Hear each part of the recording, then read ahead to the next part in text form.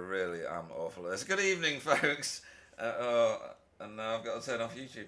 There we go. Right, welcome to the Backfire Simsport TV TCR Challenge Cup Season 20, Week 4, or also known as Rounds 7 and 8, from Portimao with all the chicanes in the world. I am Pete Bingham, and I am joined in the booth with the ever-eloquent Jay Corley. Good evening. Good evening, Pete. How are you doing tonight? Oh, I am having a wonderful night. I've been to the dentist today, had Oh, root canal and crowns oh and no. all sorts of wonderful stuff. It's Oh, amazing beautiful. I'm still alive and sane. How about yourself? Are you well? Are you well? I'm I'm much better than you, it seems. Oh man, I've actually never had a root canal or anything like. I've never had any bad work done at a dentist ever. Somehow, Really? I don't get it. You've I eat done a well. packet You've of done well. the amount Uh, of carrot cake I consume. I'm shocked. Carrot cake. Oh, I love carrot cake. But no, this. Yes. Take care. Brush your teeth, kids. Otherwise, you'll end up having root canal surgery. It's. I give it a half out of 10, half a point out of 10. Not recommended. It's overrated. But yes, we are here at Portimao. Dear, welcome to a Backfire broadcast, folks. Welcome to Portimao. This is Miguel's backyard. He's not here. He's not racing this season, or he might do some races. He's not sure yet. He's about to receive my wood. Do with that what you will. But yes, it's winging its way to him now. But we are at Miguel's backyard.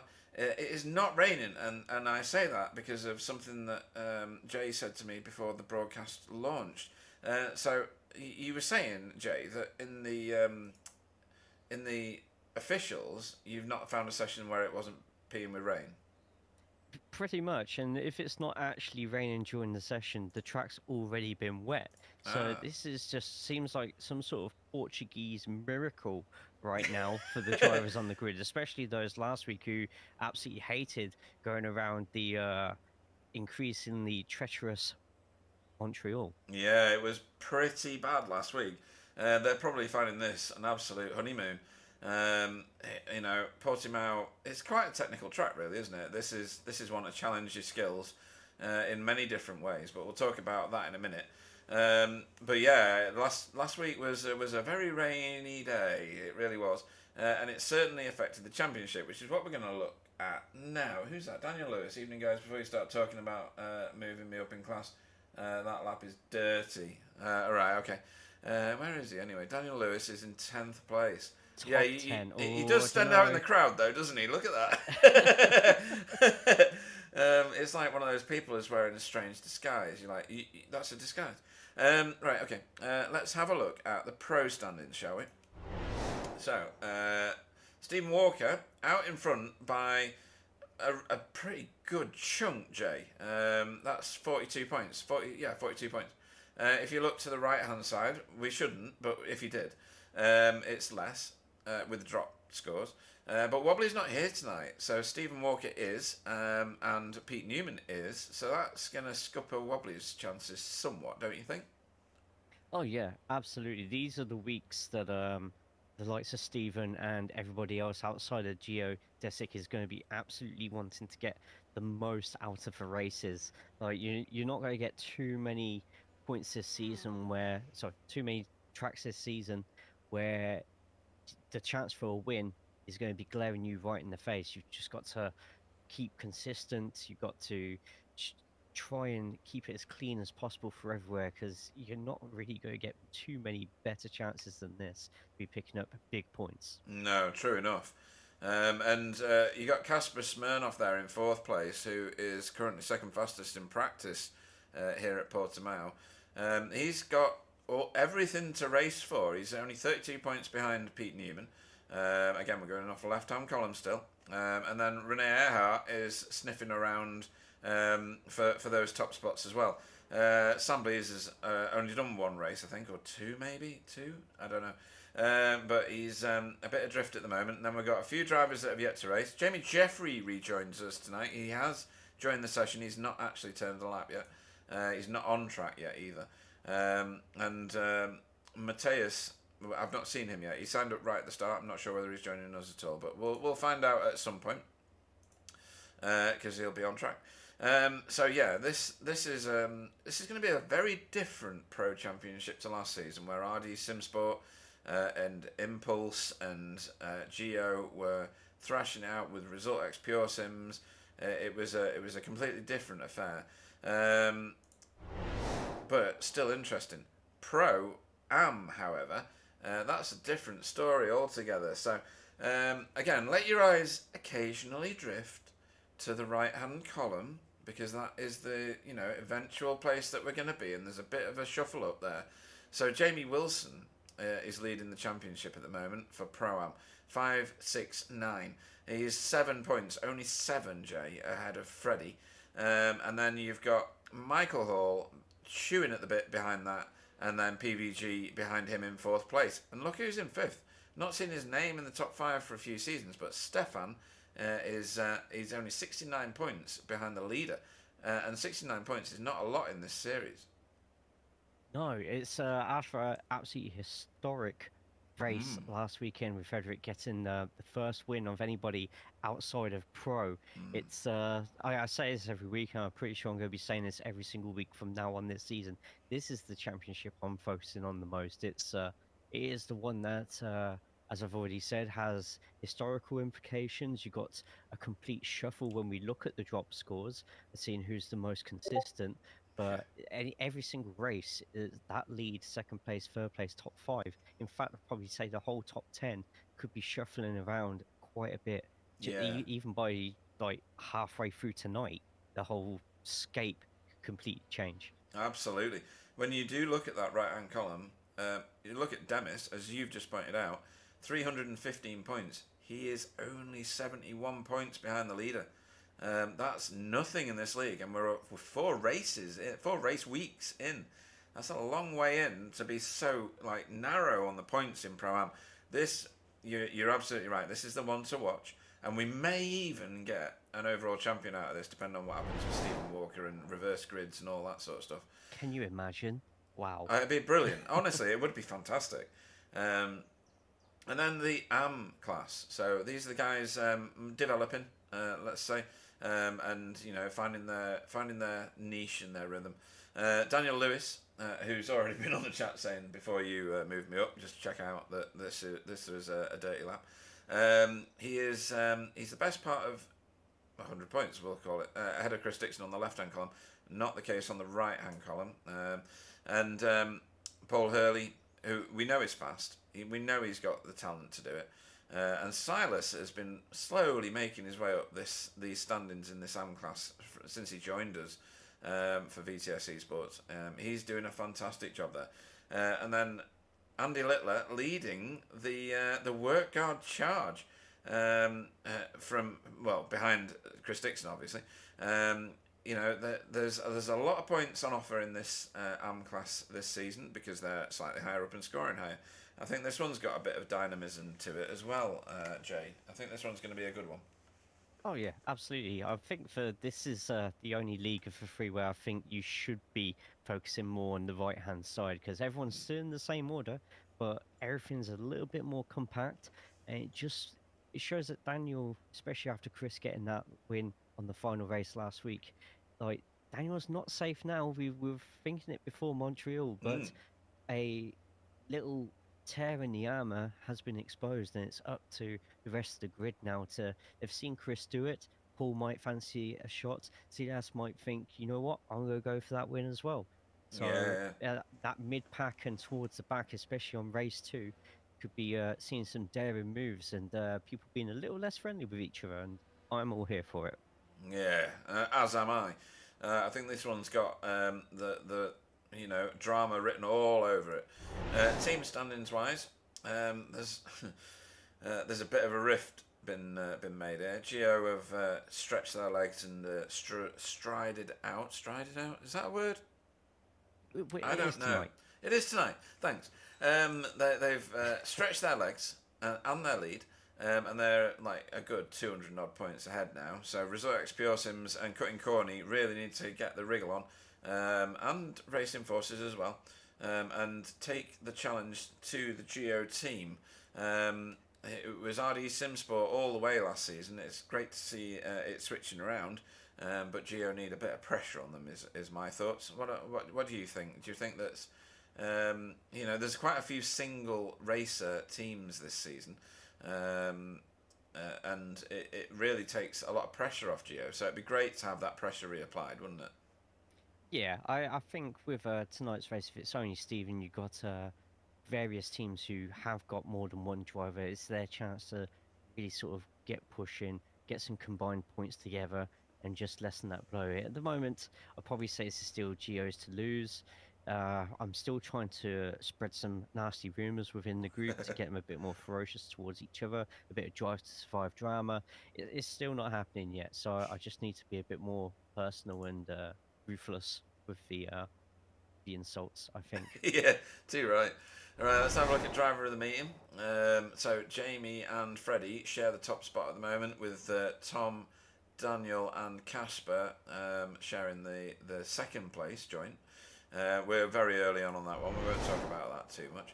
And then Safe Driver Award wise, Sir Alan's Safe Driver Award. He's on the chat saying hello, chaps. Hello, Sir Alan. Eloquent, articulate Alan. Daniel Lewis now has what do they call it? Something is duck. I don't know. I don't know. Anyway, So got water off a duck's back. we'll No, go with that's that. Yeah, insults, let's do isn't that. it? I don't know, That's maybe. Geo at the moment. Yeah. So look at this though. AM class driver Daniel Lewis. AM class driver Paul Hurley. AM class driver Dale Bennison. It reeks of the fact that the guys who are, shall we say, developing their craft. There's the safest drivers we have, and that it's not like they're turning any less laps. Daniel Lewis has turned all the laps, 1172. That's as many as you could have turned, and he's got a total incidence per turn of 0.00427. And Paul Hurley, Dale Bennison. What can you say about this other than the fact that this league still continues to attract very, very safe drivers? Yeah, absolutely. A lot of people, their main concerns with joining leagues is, oh, I'm not fast enough. Oh, I don't want to be a hindrance to everybody. And we've got 3 drivers here who are in the AM class who are constantly battling every single week, constantly turning clean laps. Like BSTV is the place to be, whether you're an experienced driver or a newer driver. So the proof is in the pudding, and the pudding looks good. Yeah, and this is one of those leagues that I don't expect people to join and race every single race of the season. If people want to come and race three races, 3 race weeks or whatever, then fine. 2 race weeks, fine. Just turn up, be part of the community. Put some track time in. And what's that from Alan? Safe and quick is tough. Well done. Yeah, absolutely. This is a place for people to find a community to race with, and I think there's a lot of people in here that will help you with setups. You do all the track guides, really, really good track guides, which help people understand, where their break points are, where their turning points are, when to push it, which setups are good, what to do in the wet, what to do in the dry. You don't get that from a lot of leagues. A lot of leagues are, you turn up, you race, it's quite aggressive. Officials are a whole world worse than that. Don't get me wrong. From my experience, that's the only. I'm only quoting that. Love it. Yeah, well, it's true, isn't it? Though it's win it or bin it in officials for a lot of people. Whereas in leagues, you have to turn up and face these guys every week. You've got to face the chat. You've got to show yourself to be the racer that you are. And people are in a crucible here, and it's a proving ground, and it proves them very, very well, in my opinion. Yeah, definitely. I mean, I couldn't have put all of that any better myself. Like, you've always got somebody to battle. You always got someone to aim for to get faster than. And in this league, everyone wants everyone to get quicker, because that just creates a quicker league and more competition. And how are you going to get better if you're not going up against everyone who wants to see you succeed? Yeah. It's the only way that you will improve, is to put yourself, hold your feet to the flames, and take on some of these guys and fit yourself in. part of me used to say, I don't want to split this league up into pro-am and am, because it creates a mini league inside a league, and people are only going to strive to be at the top of the one they're in. But I was proven very, very wrong by this league, and that they want to, aspire to be, in other racing with as many people as they can. They don't. Some of them don't even care that they're in a split of category. They just race whoever they're around, and that's the right way to go about it. So if you're wondering, folks, and you want to, and Alan's put a good point in there. We've got loads of returning drivers in this league. The likes of Jamie Wilson and Jamie Jeffrey. Jamie Jeffrey was on track a minute ago. He's parked it again. They've been here almost since the very start. And you're talking 16, I would say, 2017, something like that, when we were racing only Audis. These, in the V8 league from 2013 or 2020, 2012 even, when we were in R Factor. These leagues have been going on for a long, long time, folks. As we trip from practice into qualifying, we're going to jump on board with somebody once they start pouring out of pit lane. Let's try and pick someone and get a camera on them whilst they come pouring out. 25 drivers we've got at the minute, Jay. It's going to be a drama inside a teacup, this one. I think there is a pool of people that don't want to race this track, or don't even own the track. We can't expect everybody to be gazillionaires. Do you think that the official... I think you mentioned something, actually. Do you think the officials are down on numbers as well because it's relatively new? Yeah, I mean, the track's probably been out for just a little bit less than 2 years now. I'm sure someone will correct me if I'm wrong. It's I feel this suffers the same sort of fate as Mugello. Mugello, another fantastic track, great for racing, but not a lot of people want to buy it, and not a lot of people want to race it, which it's a fantastic track. The officials are a bit wet, so I can understand a few people not wanting to do that. But also, sun's out for the first time in absolute months, so I think there could also be a lot of people still out enjoying that. Yeah, too right. Right, let's go and find... where's Stephen? Stephen was the first out of the blocks. He's all on his own. He's got open track ahead of him. Let's just jump on board with him. No need to start the oh, that's a bit of a shit. Oh, no, we'll do that. No need to start the talk around the track just yet. But oh, look at that! Oh dear! Style points. Yeah. Oh, I love it. I'll give it a 9. Artistic impression 12. That just goes to show that even the mighty and luckiest, obviously, because it's Stephen Walker, of us, come unstuck at certain points. Are we early in the morning or late at night? I don't remember. Let's have a quick look. I think we're early in the morning. Yeah, we are. A little bit brighter since the session started. Yeah, so. Good point. Yep. No rain. Not a single drop. So we're looking for super fast. We've got a 20-minute. Oh shit, we're on the race. Right, okay. We'll do the next lap, shall we? Because Pete was busy looking at the weather. But yeah, we've got a 20-minute race, folks. Whilst we're doing this, I'll pop out of the car. 20-minute race, sprint race, 30% fuel. No need for a pit stop, unless you absolutely have to because you've got car damage. Then we've got a 5-minute interlude before we go into a 40-minute feature race where a pit stop is pretty much guaranteed. Unless you are part of the Solar Power Club, but Simon Trendle is not here. He's racing V8s this season and focusing on that. So we have 3 classes of car: Pro-Am, Pro-Am, and Am. God, I can't even say it. So Pro have blue number boards with usually white writing if you've not won the series before. But in the case of Stephen Walker, who is the luckiest man in Christendom, he has yellow writing. So that means he has won this series before, or one of our series before, and he is sporting that yellow livery, yellow writing. Sorry. If we look at someone like Stefan, he is in Pro-Am. He's in the middle class. He's got green number boards, green windscreen banners, white writing. If he had yellow writing, he would have been a previous champion of this series, and there is only one Pro-Am driver that has previously won one of our series, and that is Chris Newman, who doesn't race this season.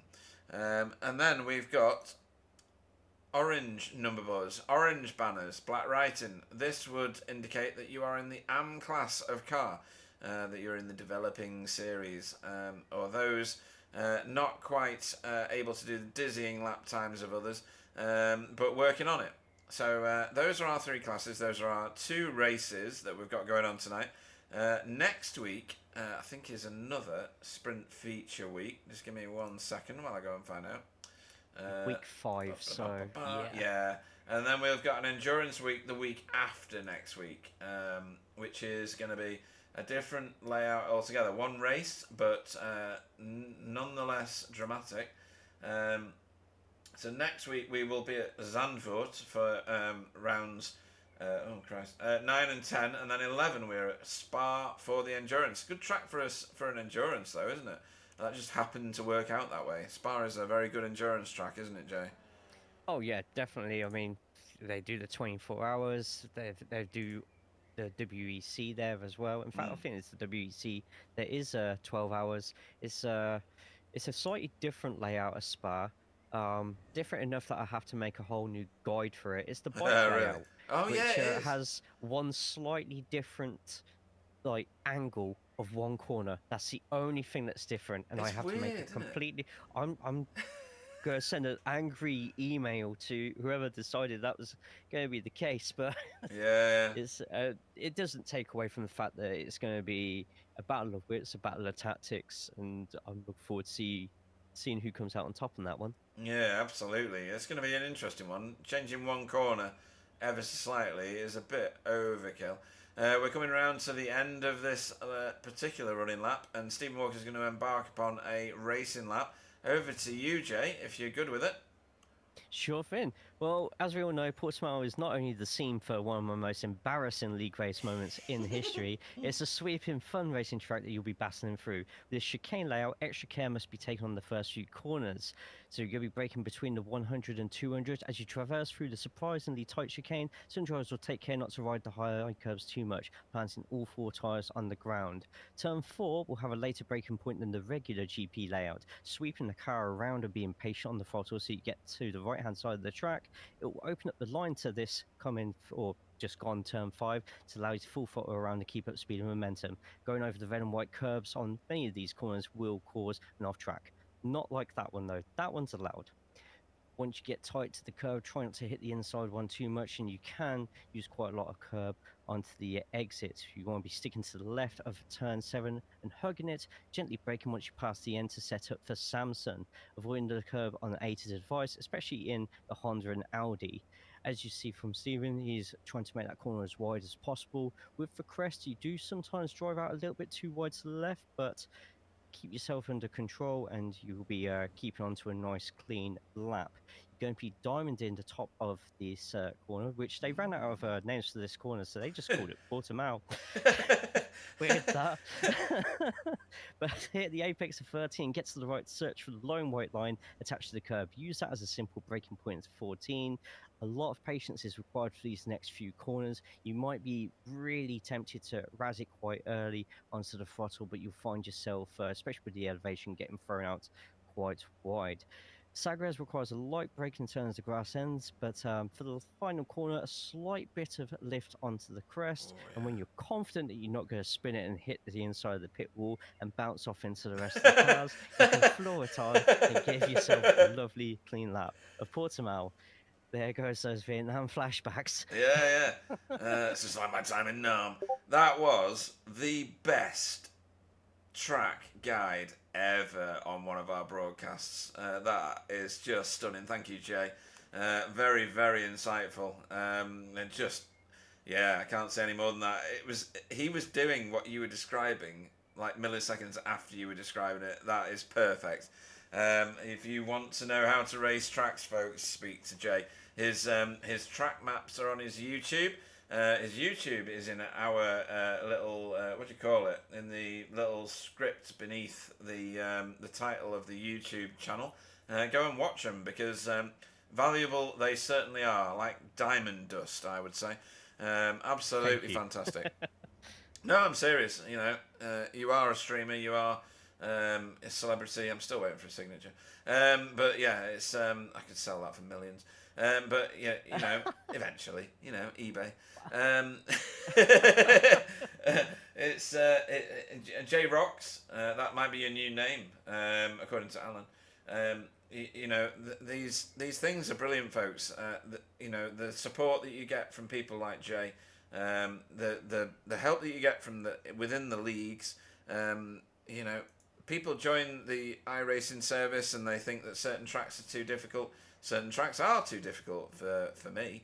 But with great coaching, great insight, and the right setup guides, etc., not all set up to perfect, you'll get one that someone can race around like 3 seconds faster than you. And that's just because that's how they race it. You know, that doesn't mean it's all dictated by the setup. You know, everybody's got their own style. Even in a sim race, this is not a computer game. In inverted commas, this is a simulator. Do you agree with that, Jay, or do you see this as a computer game? I don't know what your opinion is. I think it's a fantastic simulator that many people treat like a game sometimes. Yeah. No, that's fair. That is fair. A lot of people treat this as a game. Yeah, never call it a game.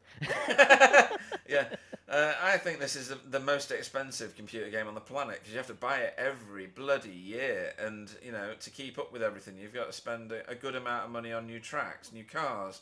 You've got a load of support from things like Race Labs, or what's the other one that gives you the timings? I can't remember. Everybody else thinks it's better. I use iOverlay. That's the one. Yeah, iOverlay. Yeah. Everybody thinks that's better. It probably is, but I've never used it. You know, this is not a game. It should be enjoyable, like a game. But a lot of people make games unenjoyable for themselves because they get too serious about it, too invested in it. They think it's, you know, overly important in their lives. This is a simulator, and in my opinion, it should be treated like gentleman racers going and doing track days almost. Do it till you enjoy it, and when you stop enjoying it, stop. I know there's other people that have had to stop because it became too much for them. It's the right thing to do, to pause, to take time out. But, you know, these are relaxing leagues, I would suggest, wouldn't you, Jay? You know, there's others like this, and, you know, you turn up, you race. Winning isn't everything. Participation is. The community is. You know, the learning to drive the car a little bit faster each time you get on the track is. Winning, I think it's overrated. Who wants to win anyway? I know, it sucks, right? What you want to do is come out that last turn and absolutely mully your car on the inside wall. Right, this will be my last... Right, so in this qualifying session, Stephen Walker is your provisional poleman, and he's pole by not much over Casper Smirnoff for Sim Racing School. Thank you, Magda. He is 0.156 seconds behind Stephen Lucky Pants Walker. Pete Newman is third in that list, and provisionally third on our grid at 0.264 behind. Interestingly, pro driver Jamie Jeffrey, who's rejoined us this just now, actually, going to do some races this season. He has not put a lap in. He's only just updated his service. He's not driven the car in months. He's been touring the southern continents, and therefore is out of practice. So he's probably staying out of the way, Jay.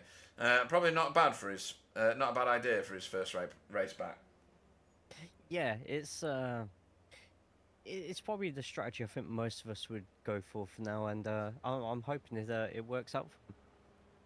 Yeah, I'm sure it will. He's very competent, and he's in the usual unicorn-powered Elantra that we know so well and love so much.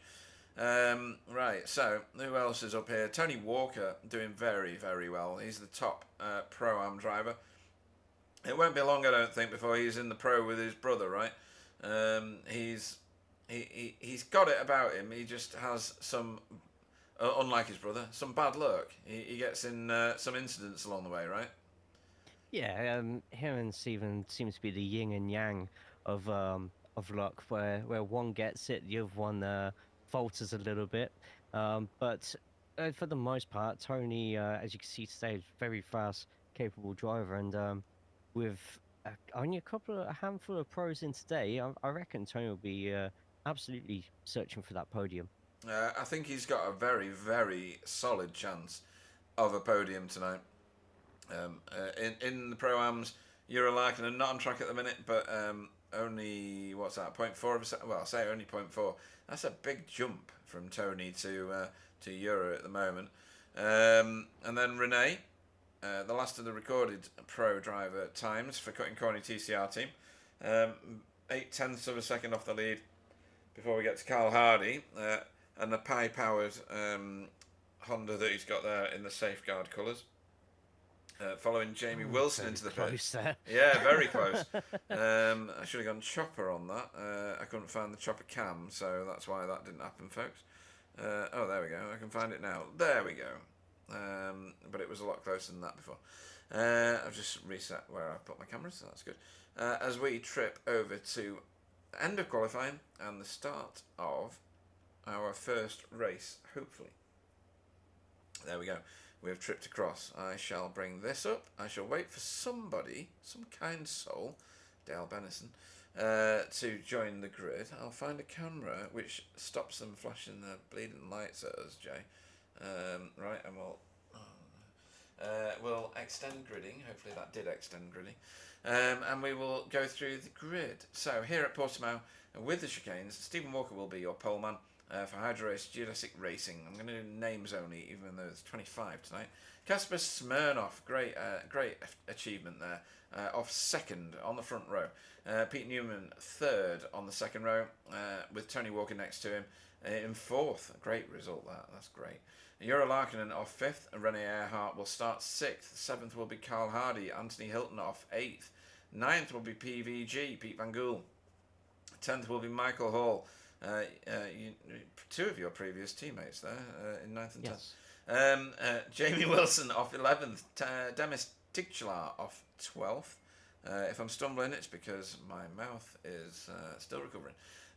Stefan Goebel off 13th. 14th will be Dietmar Hoos. 15th will be Jaden Scotton, who had a decent race last time out. Derek Crowther even will go off 16th. 17th will be Daniel Lewis. Stop flashing your lights, whoever that is. Stop it. JB DJ will go off 18th. Oh, behave, Euro. Really? JB DJ will go off 18th. 19th will be David Ayres. Paul Hurley off 20th. Chris Dixon off 21st. Andy Littler off 22nd. 23rd will be Fee. 24th will be Dale Bennison. And hopefully, Jamie Jeffrey will join the back of the grid very, very shortly. Although he's not done so far. Maybe he's got technical issues. Not sure. I've chosen a camera where we can't see headlights, Jay. That works, doesn't it? Fantastic. Brilliant. So, interestingly, Jamie Jeffrey's I rating has gone up, which is unusual. He's been 1944 as long as I can remember. He's now 2038. Stephen Walker, I thought better of you. I thought he was a mature one. I honestly thought he was mature. Somebody's bulbs are going to burn out at the back there. Jamie Jeffrey has not joined the grid. I'm sure I've got a message somewhere, so I'm going to have a look at that in a minute. Here we go, folks. Lights are out at Portimao, and we are going. Great start from Casper. He's already gained on Stephen here. Could be by the side of him by the time they reach that first corner, and the camera pans down and proves me completely wrong. Glad it's not just me. Oh, that's a Hydro Race car way out into the... oh, he's done a safe job, actually, Demis. Oh, got a bit of a hip check there with Stefan. Oh, that's a crowded house back here, Jay. Oh! A bit of door banging here, but that's all little part bit, of TCR. little bit. Yeah, that's TCR, yeah. Flashing of lights from Dietmar. No, from Renee. Going into a very tight chicane. We're going to have to see a lot of traffic management here. Yeah. We have two different lines coming out of here, but it looks like everyone's got through their pretty safely, which has been par for the course really for a lot of the season. Everyone's Yeah. been where we think that there's going to be massive incidents, barring Monza. Everywhere's been pretty clean. Yeah. Oh, this is a bit crowded around. And Jamie Wilson again. He attracts this. He's like a car magnet. There's just cars crawling all over him again. It seems to be the story of his season so far. They're always different cars. What the hell? Michael Hall. I'd say he's well out of position, wouldn't you? Yeah, I think Michael, who did start in the top 10, so it must have been a very bad start, or just caught up in the cluster right at the beginning. But he's got the ability to make some of those places back. Probably just needs a bit of a sort of less congested track in front of him first. Everyone to calm down, and then he can start plotting his moves. Yeah, absolutely right. Oh, look at that. Ura and Carl. That's Carl taking a position. Don't adjust your sets, folks. That's weird. Sure, with the outside line there, but so we'll be able to get a run in on Carl on this first chicane. Yeah, look at this. This is he going to again. Make a move? Renee looking to mop up. We've got Kurt on the chat there shouting for the Cutting Corny team. Oh, and he's done it. Close. Oh, he's done it. Ura's got away. And now Carl has got company, and he's got lots of company. There's lots going on behind him. Oh, what's going on here? Oh! Oh, we'll have a look at that again in a minute. That's basically the whole back end of the field have crashed. It doesn't look like that right now, but I'll show you that in a minute. We're going to go back to this, though, because this is interesting. Yeah, what you're going to find is a lot of people trying to make moves on that first chicane. If you do not get that chicane right and the person behind you gets it spot on, you're going to find yourself side by side by the time you get over to turns 3, 4, and 5. Yeah. It's a real, do you try and take the position, or do you just go for the cleaner line? For the result getting right at the back bumper there as well. Yeah. It's class. Brilliant.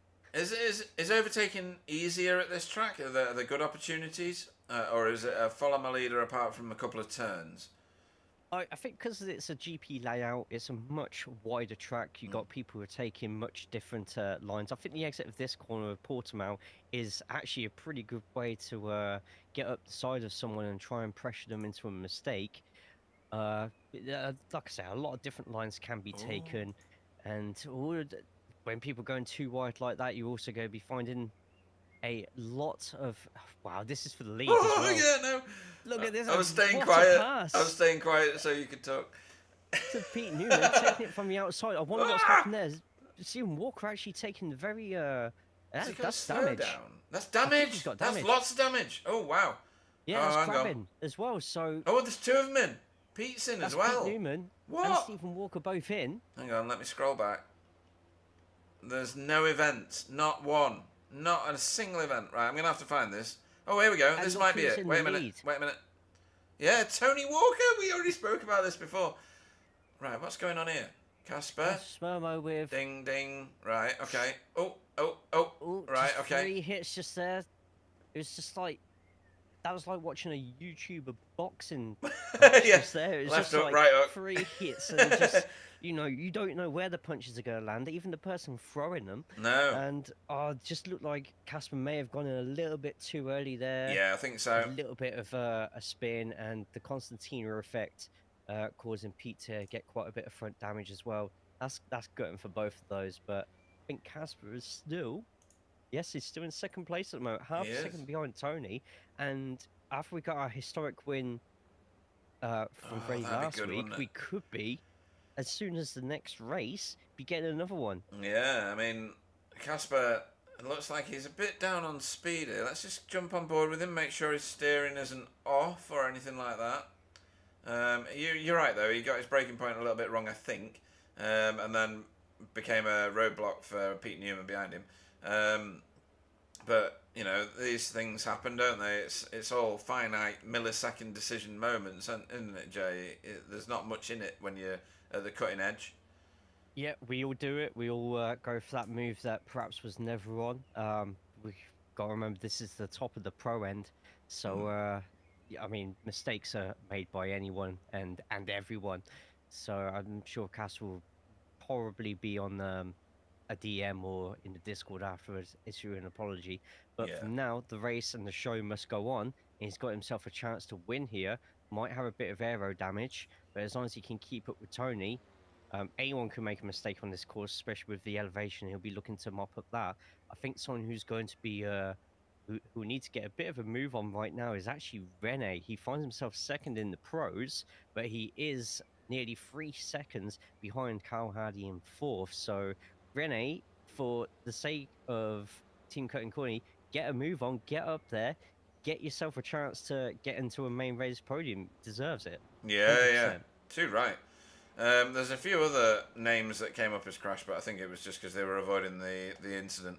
We'll have a look at that other crash further down the order in a minute. But Tony Walker, it was getting away for a minute there. Now he's been caught again by the trio behind him. They're now part of a quartet. And let me get you a track map, folks, and a battle box. And we'll go back and we'll have a look at what happened in the lower order, if you can call it that. I'm having to scroll quite a long way, so lots of time has passed. Right, let's have a look at what happened here. So this was right at the very start, at the end of the first lap. This is Chris Dixon, and he's got that's a J. Oh wow, what's that? Oh right, okay, that's Chris Dixon. I don't know what caused that. That was very bizarre. Have you ever seen a car do that before? No, that was almost as if he just suddenly got a puncture or something. Yeah. But iRacing haven't added that yet. They're going to, but... Are they? I better like, just give up my membership. I better just hand it back. That's weird. Yeah. He's bailed, but in a weird way. Yeah, I'm wondering if it could be anything to do with the brake bias or just suddenly maybe. going too light with the braking all of a sudden, whilst going from downhill to a level ground. May have unsettled the weight of the car and caused that, but Chris will be gutted about that, and yeah, definitely. Everyone who got caught up in that's just extremely unlucky. Fastest lap of the race to Casper, who is 0.4 of a second behind the leader. Whoa! I'm glad I was on Michael when he did that. Yeah. He's on the bad side here, though. Good side now. Oh, yeah, nice. And it's going to still be on the good side here, and you want to get as tight as you can on this corner. Yeah. Oh, my God. Whoever's behind him, I think that's Jamie Wilson, will want to follow Michael's line. And I think Michael's going to go for the up and under here. He's going to let PVG take that longer line there. He's up behind, making the move. Yeah. There we go. Jamie Wilson, is he going to make it 3 wide? Please do it for the camera.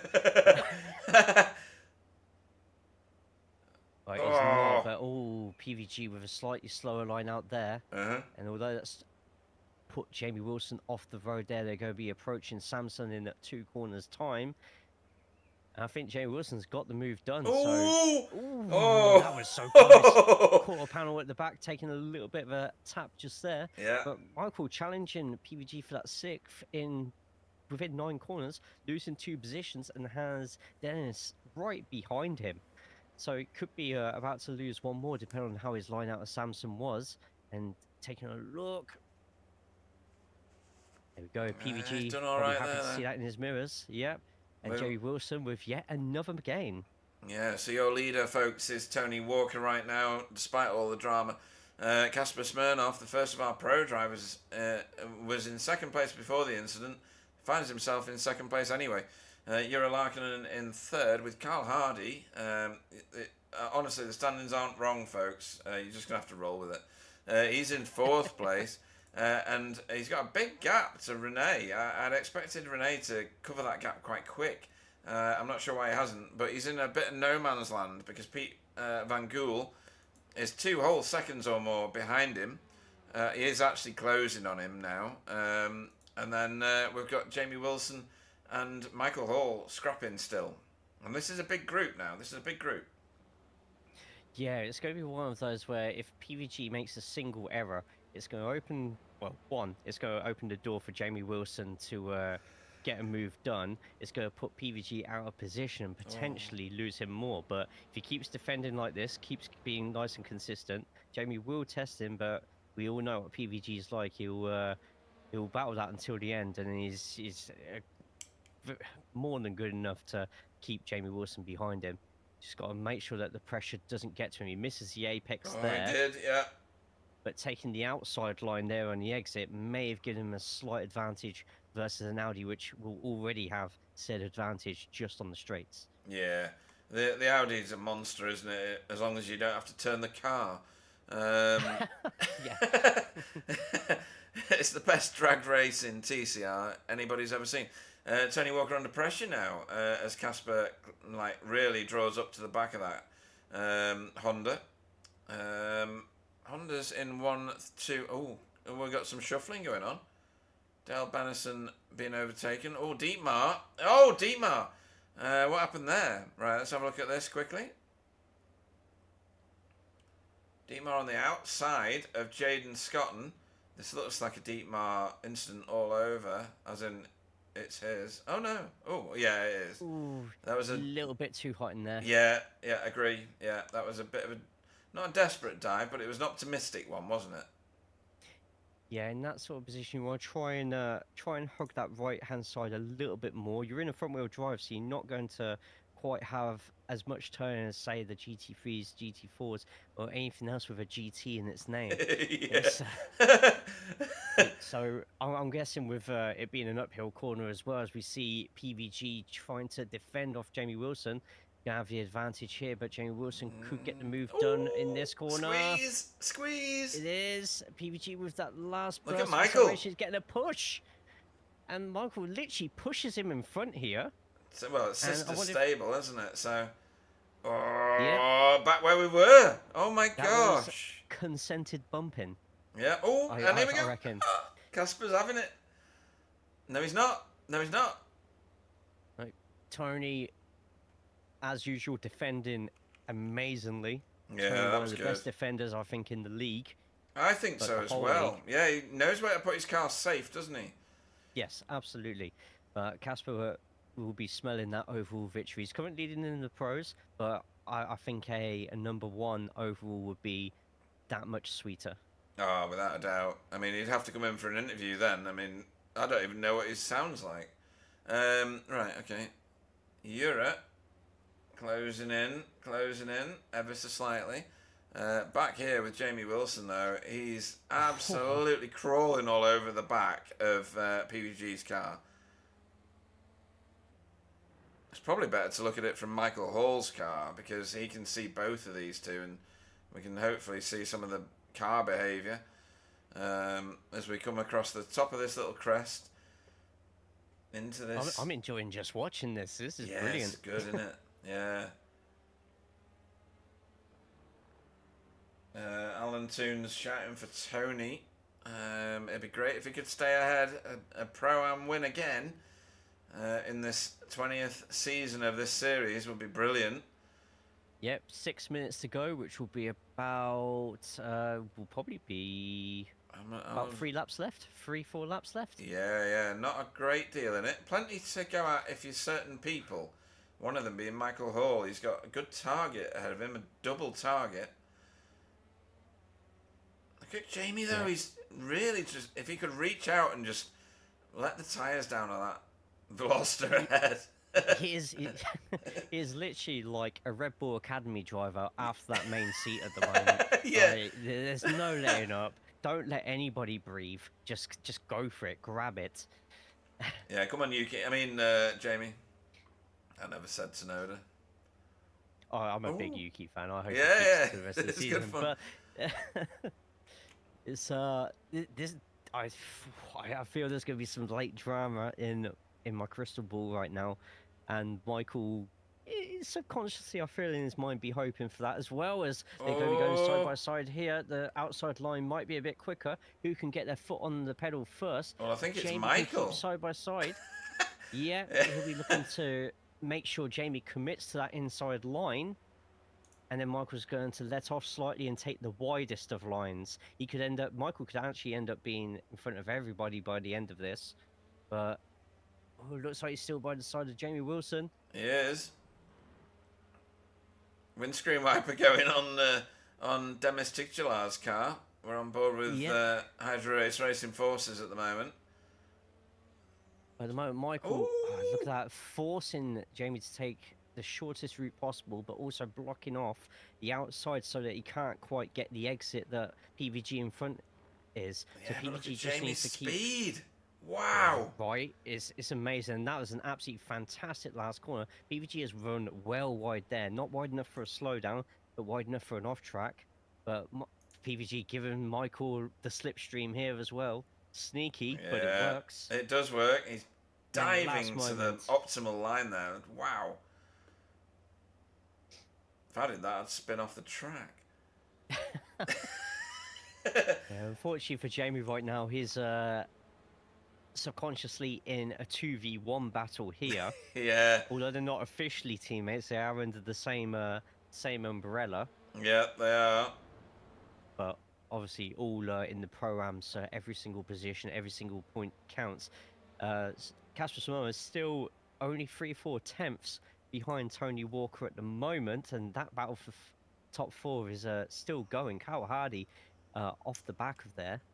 It's you feel if Casper does decide to take a light lunge, as Jamie Wilson nearly on the side of Michael again. Oh, really? Yeah. Oh, In yeah. fact, Hall's got past. And now it's Hall's turn to try and grab as much slipstream off the back of PVG as possible. With Jamie, it's going to be probing away, trying to force any sort of mistake. Yeah, and Stefan getting very, very interested in Demis now. And he's brought some friends, Deck, Crowther and Jaden Scotton. So again, heated up. Anybody that thinks that slightly smaller grids, because we have got 25 drivers in, slightly smaller grids are less interesting. Not the case at all. This is quite a drama. Oh, David Ayres, flashy himself. A crash. Should we watch it? I think we should, just for the kicks. Right, he's on his own. This could be a tearful one. I have to say, though, he's driving the Audi, so there's not many that are willing to do... Oh, he's just pulled up. That's a technical issue. He's letting the faster cars Oh, and he was. Sorry. So that I think was... David was involved in the earlier instance. He was, yeah. Just doing the right thing there. Doesn't have to give away like that, but I'm sure the cars that passed massively appreciated that. Yeah, no team orders here between the result teams. As Michael Hall smashes the back end of PVG. He's actually dented that car and flattened his own nose off. Yeah, when you drag racing. Oh, he's not happy with his own teammate. Oh, that's hilarious. Drag racing against an Audi, the more aero damage you got, the harder you make jobs to yourself. Great, nice wide line there from Jamie, actually. And he's using all the track on the exit as well. He's going to be right at the back of Michael.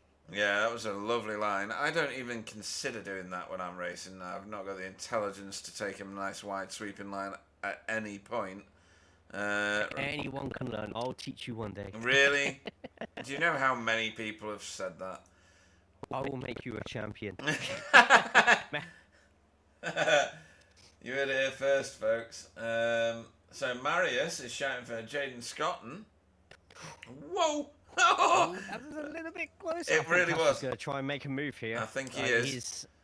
Although it says he's 4 tenths back, that definitely looks a little bit closer than 4 tenths. It does. I don't know how. Where are we on the track? Are we going to get away for another lap? This is going to be so close. We'll get one more lap in. We are, aren't we?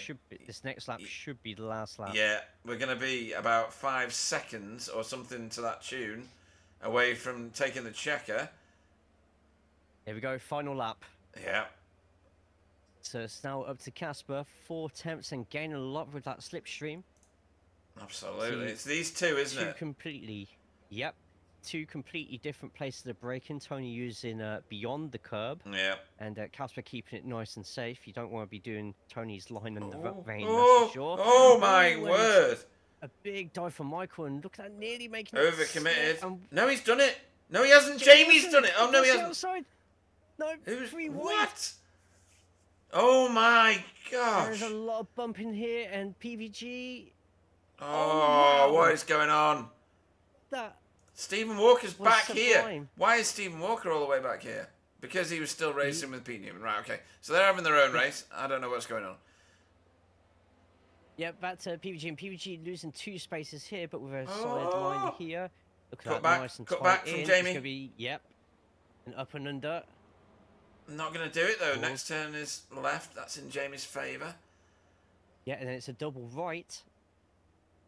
At the moment, Casper isn't anywhere near Tony Walker compared to previous laps. No, So he it'll probably isn't. be safe to keep on this one Yeah, for I a think little so. bit. Yeah, good call. PVG back in front. Woo-hoo! Jamie using a nice line out of there. PVG is now going to be forced to use that inside line. This could result. Oh, I think. No, he's going to go for it. He is committed. Jamie's giving him too much room, my opinion only. Another up and under incoming. Oh. And look at this. Fantastic racing from both of them. Yeah.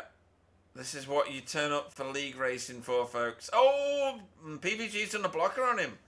It's safe. It was legal. It was all good. Oh, look at Tony Walker. He's under pressure. I think Tony's got this one now, though. I do. I think that as well. Tony's got it. He's got it.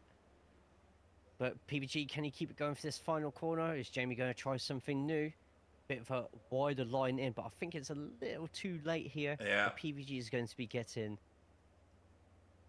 that 7th place. Yeah, he did just get it. And Deck Crowther. Oh, that's close as well. Oh, that is very close. Oh, my word. That was... What was that? I have no idea. 0.2 of a second. That looked like less than 0.2 of a second to me. Yes. Who else is still going? Andy Littler, still running. So you got Fiona. And Fee, yeah. Where's Fee? Fee's... Oh, going to... No, I thought she was going to the pits then. Oh, just having fun. Just having fun. Obviously had a good race. Dale Bennison around the last corner. Great result. Is he third in class? No, fourth in class. Oh, he nearly got a podium. Nearly got a podium. Nearly there. Oh. Another great safe race from him. Paul Hurley got a bit of a bash and a bump at the start. He's obviously enjoyed his race though. Look at that. Having fun all the way through. Where's Chris Dixon? Last corner. Yep, a reverse of fortunes from the last race last week. But Chris will be looking to bounce back on that one. Although, when you look at the top 15, it's going to be a bit of an ask, I think, for anybody to be beating Daniel. Yeah, steep, very steep. Anthony Hilton in a bit of the messes mid race there, and bringing it home. Massive congratulations to Tony Walker. Oh, mega. Absolutely mega. He's loving it. Oh, dear. What a great result for Tony Walker. And we said it a couple of races ago, before it even happened, that this could be the season for a Pro-Am winner. And we've had 2 now with Freddie. Yes. Right, let's have a look at... Why have I got Heat 2 showing? I can't have had a Heat 2. Not even had a Heat 1 yet. There we go. Right, Tony Walker is your is your winner tonight here at Portimao with all the chicanes, millions of them. There's at least 40 for Result Clothing iRacing team. Casper and obviously top of the Pro-Ams as well. Casper Smirnov, top pro driver. Not said that since last week. And second overall for Sim Racing School. Euro Larkinen, second in class in Pro-Am, third on track, and an overall podium for Euro Larkinen for Hydro Race Racing Forces. What a fantastic evening the Pro-Am drivers are having tonight. Cal Hardy, fourth for Safeguard by Result, with Rene Earhart, fifth. I think that's where he started, isn't it? I don't really know. I'm pretty sure that's where he started. So congratulations, really, given what else went on in that race. For Cutting Corny TCR team, Michael Hall finished 6th for Result X Pure Sims. PVG finished 7th, remarkable racing between the 3 of these guys. For Result Clothing iRacing team, with Jamie Wilson in 8th place. For Team Chimera, Demis Tigchalar in 9th for Hydro Race Racing Forces, with Stefan behind him for VTS Esports in 10th. 11th, Deck Crowther for Blade Designs SRL, with Jaden Scott in 12th for Flatline Racing. And the first of our our AM class drivers, I was reading what was being said about him on the chat. Daniel Lewis in 13th overall for Blade Designs SRL. Dietmar Hoos 14th for Cutting Corny. JB Dejay finished 15th for BSTV. Pete Newman 16th for Result XPO Sims. Stephen Walker 17th for Hydro Race Geodesic. 18th and second in class, Fiona Siddons for AM class tonight. For work guard by result. That's great, isn't it? That is really good. That shows what safe driving can do for you. Andy Littler, her teammate, came home in 19th and third in class, gets a podium finish for his class for work guard. Dale Bennison, 20th for he's a privateer at the minute. I think he was going to join the team. Paul Hurley, 21st for just an average sim racer. Chris Dixon finished 22nd. We saw what happened to him at the start of the race for work guard. Anthony Hilton 23rd for Mellow Motorsport, with David Ayres 24th for Safeguard. And Jamie Jeffrey did not start. Right, let's see what Jamie Jeffrey sent me on the chat. Just give me a minute. There's the button. There's his chat. So he said a new update has reset all of his graphics settings and his triples are all over the place. iRacing is running really choppy. I'll just put, oh dear. Hope to see you next week. Hope to see you next week. Probably best that he didn't race, given the fact that he wouldn't be able to see very much, though, right? Yes. We'll agree with that. Right, let's have a look at this. No, we want to do this. No, we want to do this. That's what we want to do. Yeah, that's cool. Right, sometimes we get people doing practice pit stops, folks, because in the next race this evening, you're going to need to do one, unless you're a brilliant fuel saver. I did save fuel once, believe it or not, Jay, when I was doing an endurance race at Daytona. Nice. With I think it was with Stephen Walker and Sam Blees and Wobbly. And then they claimed that I hit a tyre barrier. On my screen, I didn't hit it at all. On their screens, all my wheels fell off. Daytona does that to some people. Yeah. I did go through the bus stop, but on my screen I didn't hit anything. On their screen I'd mullered everything that I had. But I carried on. I soldiered on. I had to pit anyway, but no man. Where did you finish? We did all right, despite my best efforts. I have to say. Oh dear, yeah. Oh dear, shocking display. Who's that? Another Steve power Walker. slide just there. Yeah, what's that? One. It's the same corner. He loves it. Yeah, he does. He's doing it for style points now, isn't he? He knows you're watching. He must. So, from that first race, is there anything to take from that for anybody? Oh, absolutely. Tony Walker, first win of the season, maybe first win of many. We'll see what happens. But I think it's also a wake-up call to everybody else in Pro and the AMs, Pro-Ams as well, that literally the top guys could end up going out, and you need to be putting yourself in a good position to take advantage of that, just like the top 5 who finished in the top 5 just then did. Because you got to be in it to win it, and you got to be ready to jump in when someone who should be finishing higher decides, you know what, I'm not going to go for it. Yeah. Right. What? Oh, crikey! I'm behind the times here, Jay. I was listening to you rather than paying attention to the screen. That just goes to show how good a commentator you are. Right, extend grid in. There we go. Right, here we go. I'm gonna show the grid. There we go. Right, wow. Okay, that I don't know why. Yes. I just didn't register that. JBDJ will lead us away and that rhymes. I'm a poet and I didn't even know it. For BSTV, had to put that in there. For this second feature race at Portimao, Dietmar Hoos off second, Daniel Lewis off third, Jaden Scott off fourth, fifth will be Deck Crowther, sixth will be Stefan Goebel, Demis Titular off seventh, Jamie Wilson off eighth, ninth will be PVG, Pete Van Gool, Michael Hall off 10th, Renee Earhart off 11th, Carl Hardy off 12th, don't know where my cursor is, there it is, 13th will be Jura Larkinen, 14th will be Kasper Smirnov, Tony Walker off 15th, that's his punishment for winning the first race, haha. Pete Newman off 16th, Stephen Walker off 17th, 18th will be Fee. 19th will be Andy. Dale Bennison will go off 20th. Paul Hurley off 21st. Chris Dixon off 22nd. Anthony Hilton off 23rd. David Ayres will go off 24th. There's a button here somewhere. There it is.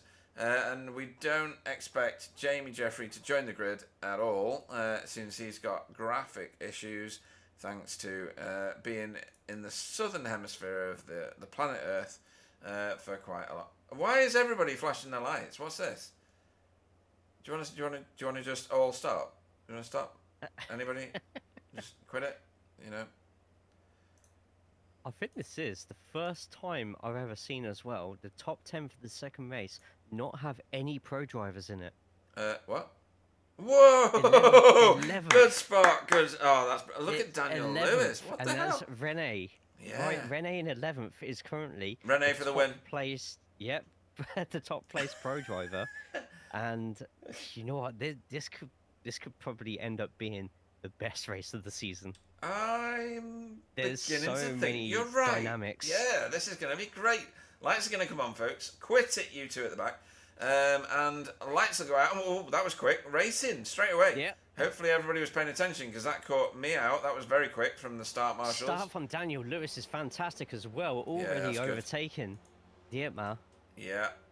Oh, Dietmar's gone shallow. Oh, that But can he be braked just in dangerous. time. I Oh! did see a lot of braking, and Daniel's been turned. He has, and Dietmar is stuck. So there's a few turns here right now. Commentator's Including curse. one of the results cards as well, and that is Tony Walker. Tony, what? The good luck has Oh, turned into no absolutely way. horrific luck. Right, last the first challenge for Tony Walker. And also Daniel Lewis and Dietmar Hoos. Right, okay, that didn't go too great. Where's Renee? Where's Renee? We had money on Renee, didn't we? There we go. Running up a position at the moment, but it looks like Deck's gone down 11 places as well, and Dietmar's gone down 20 places as well. So Dietmar down, Tony Walker down, Daniel Lewis down. Right. Dale is keeping out of the way. All three of my picks already out. It's just like every time I bet on the Grand National, a horse goes missing after the race. one year, this shot two of mine. I mean, that's really bad, isn't it?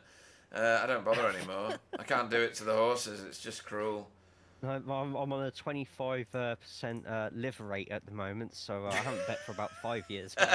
It's for the good of the game. Effort, yeah. It's good for the horses, if nothing else. JB Dejay, you legend. You've got 2 seconds between you and the next car. There's all sorts going on back here, though. Why is Fee off track? Oh, Fee is very off track. And her car looks very, very disfigured, Jay. Anyway, let's go back. Passing an MOT. No, not without a little bit of gaffer tape and some T-cut. Right, so JB, well, his lead was extending. It's now reducing as Jaden Scotton puts out the tractor beam onto him. He's got Jamie Wilson for company, and he should know by now that Jamie's going to just traumatise him the entire race. Stefan, who's been here for years, is going to do the same. And then Michael and PVG back to scrapping again. They've not learned anything, Jay. No, but that's absolutely fine by me, because it just makes for an even more entertaining race. Absolutely. Right. Casper. This is his chance, I reckon. Where is Stephen Walker when all this is going on? Stephen at the moment is in 12th. With 5 positions gained. Yeah, I mean, he and Pete Newman have got a big job on. Well, Pete's already got himself up to 8th place and is the lead for pros at the moment. Yeah, he is, and he's doing a fantastic job. This is played right into his wheelhouse as Renee and Casper go at it. An all Honda affair. Well, it was until Jura turned up and decided to make it an Elantra affair. Nice lines through here. Stephen Walker looking to get a real good slingshot manoeuvre out of that corner and get on the back of Jura. And he's done it. Those subtle behavioural differences between cars. Look at that. Look at that. I mean, that's what I'm talking about. Brilliant. That there. He just knows where to position the car, doesn't he? Absolutely. And part of knowing how to position your car on the exit is the difference between the person you've just passed having that opportunity to pass you, or just Yeah. conceding the fact that what you've just done to him is just instantly unreplyable. Yeah, yeah, and you're right. Giving them no option to come back at you is important. Oh, hang on, we're gonna have to go and look at what Jaden and Jamie's through on Jaden. Just, literally just. Let's have And I a think quick. He's Jaden gonna have a has go to go for back, this but move here. I'm gonna have a look at this because Audi on Honda. Oh, little nudge, right? Little push. That's fine. Down the inside, late on the brakes. Yeah, late on the brakes. Nice overtake. So that's that. Where are they now?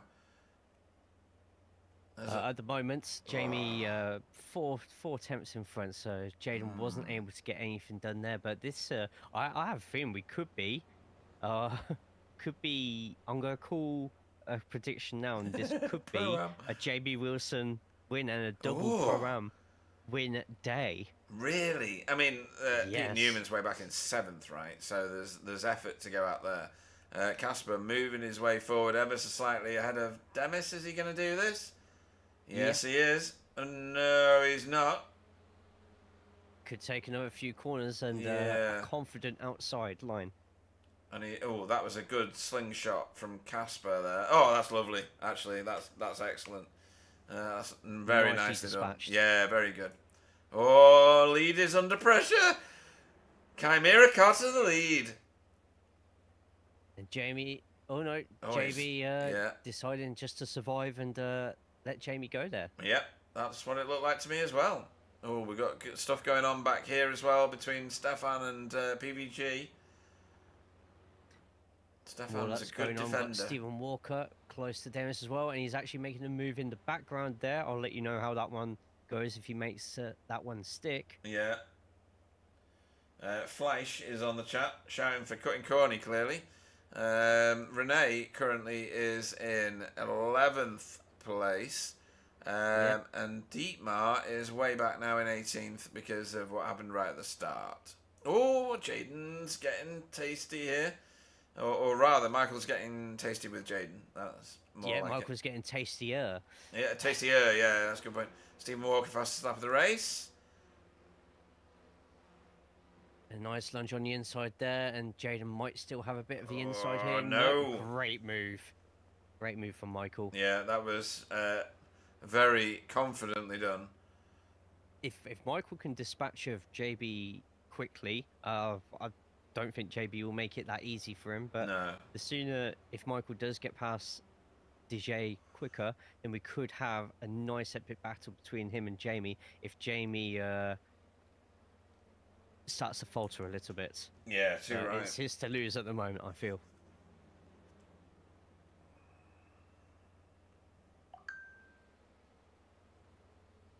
And look at that. So Pete Newman, Casper, Stephen Walker, 7th, 8th, 9th, but 1st, 2nd, 3rd in pro at the moment, all within a second of each other, as well as the cars in front and I was going to say behind them as well, but Demis at the moment having to defend against Rene. Rene looking to get into that overall top 10 and put himself in a good position for the next 33 minutes of the race. At the moment, Jamie Wilson still in the lead with JB in second, but he has got Michael Hall with a pass opportunity. It looks like he's just got through. Yep, there's going to be a little fight back here. Yeah. Yep. But advantage to Michael here for the tight left, and it looks like he's going to do it. He does. However, after we get past Sagres, the final corner, it's going to be a drag race to the first of the chicanes. Yeah, I prefer Michael's line through that one, to be fair. The little slightly wider line, no curb. And that is Fiona, I think it is. Yeah. Keep him well out of the way. Right, that is a mess behind, though. This is a mess. This is beautiful. Oh, Stefan in. Lunge. Oh, that's lovely. All controlled, though. All controlled. I love it. Jaden's learnt from the Michael doing it to him a couple of laps ago. Yeah, definitely. And he's managed to defend that absolutely beautifully. Who's that? Is that PVG gone wild? Yeah. Yeah, at the same time, Goebel taking that corner a little bit too fast. Oh, yeah, is that Jaden? Just deliver a little bit of a tap to Jaden, but Jaden's still in front. And that's Pete Newman trying It to go is. 3 wide. 3 wide. This is what we paid for. Yeah, we did. Oh, And Jaden's Jaden, straightened it off. yeah, I think Jaden just saw Stefan just enough in Casper, front of him that he could big go. winner. Casper, big winner. Yes, absolutely. Well, kind of should have been, could have been, would have been. Oh, that's a big kick for Stefan. That curb that you told us about on the track intro, on the track guide rather, that really got Stefan big time. You said to keep away from it. He didn't listen. And Pete is going to be taking advantage of that. Still on board with Jaden's. We're coming in for Portimao. Oh! And 2 wide into Portimao. And I think there actually was a little bit of a tap there to Gobel. I don't think it was. I think it was clean, wasn't it? Either that or just a little bit of a tap, too much of a tap on the brake and the understeer, and more understeer again for Gobel as Walker now gets through. And Casper Smoke. Oh dear. Jaden Scotton still staying in this. This is good. Yep, Jaden just wants to try and tag along with Woodhouse in front. It's just a snake of TCR at the moment. I know, it's ridiculous. This is great. Jamie Wilson's kind of checked out. He's got himself... What's going on here? Tony Walker on his recovery drive now, making his way through the field. That's brilliant, actually. Oh, everybody fans out. Look at that. It's terrifying, that, isn't it? Like vultures. Where's Demis? Demis is getting shuffled out of positions at the minute. And that's only bringing Renee back through the field now. Yeah, Demis has had a pretty horrendous couple of laps in terms of people catching him out. Yeah. Problem with tracks like this, when someone makes a pass, it puts you out of shape for the next corner. And sometimes it could just be a set of dominoes falling. Oh. Wow, this is fantastic racing at the cars moment. are pretty much silent. Right, okay, sorry, I didn't know that. Thanks for that. That might be the Windows update. It will be the Windows update. iRacing audio. Pete Newman, Stephen Walker, Casper Smomo still 1, 2, 3 in the pro class. This time instead of 7th, 8th, and 9th, 4th, 5th, and 6th overall. Still got Jamie Wilson in the lead, 1.2 seconds away from Michael Bull, with JB in 3rd place. JB starting 2nd race on pole. Only dropped 2 positions, which I think he'll be inside pretty happy with at the moment. I think so. I'd be happy with that. Mr. BF John, can you tell me if you can hear the cars now? Got more battling. Jane Scott. Oh, who's that sailing in? Is that Euro? Yeah, it was Euro. Right, let's get back to this battle because this is just silly now. Much better on the sound, by the way. Sorry? Much better on the sound. Oh, right, cool. Right, nice one. Reports from the pits from Ted Kravitz. Ted Kravitz? What decade are you in? That's brilliant. Oh, here we go. First visitor to the pits. Euro. What, is this lap 6? No, 7. Right, okay, this lap is... 7, so we could be getting a few coming in, actually. No. Actually, everybody's... Well, maybe. But pretty much everybody's passed, haven't they? Yeah. I reckon next lap, maybe, for the real early starters.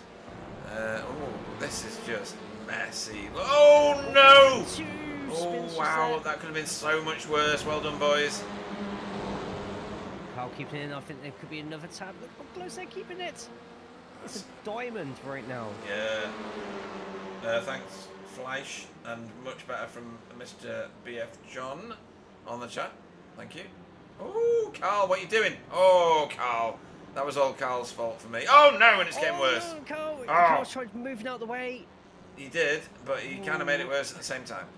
Yeah, I don't think there was too hard of a tap against the wall just there. I think managed to keep it just in time. Yeah, I thought he missed it. Right, okay, that messes a few people's races up. There's a lot of smoke back here now because of what just happened. It does look like Anthony Hilton's front of his Audi is a little bit caved in again. Let's have a look. Unless it's just the the chrome Oh no, metal of you're the right. paint. Yeah, you're right. That's Either that or they just decided not to repair the car from race one, which is a curious strategy. Let's see how it plays out. yeah. This is where two of the three Audis are. The other Audi is this one. And he is 0.6 of a second ahead of Michael Hall as your leader. Michael's catching. He is catching. Yeah, like quite rapid actually. 2 tenths last lap. Yeah. That'll do it. Oh, Anthony Hilton, what? We just mentioned this. He's had to reset the car. What happened there? Let's have a quick look at this. He's not had a great race week.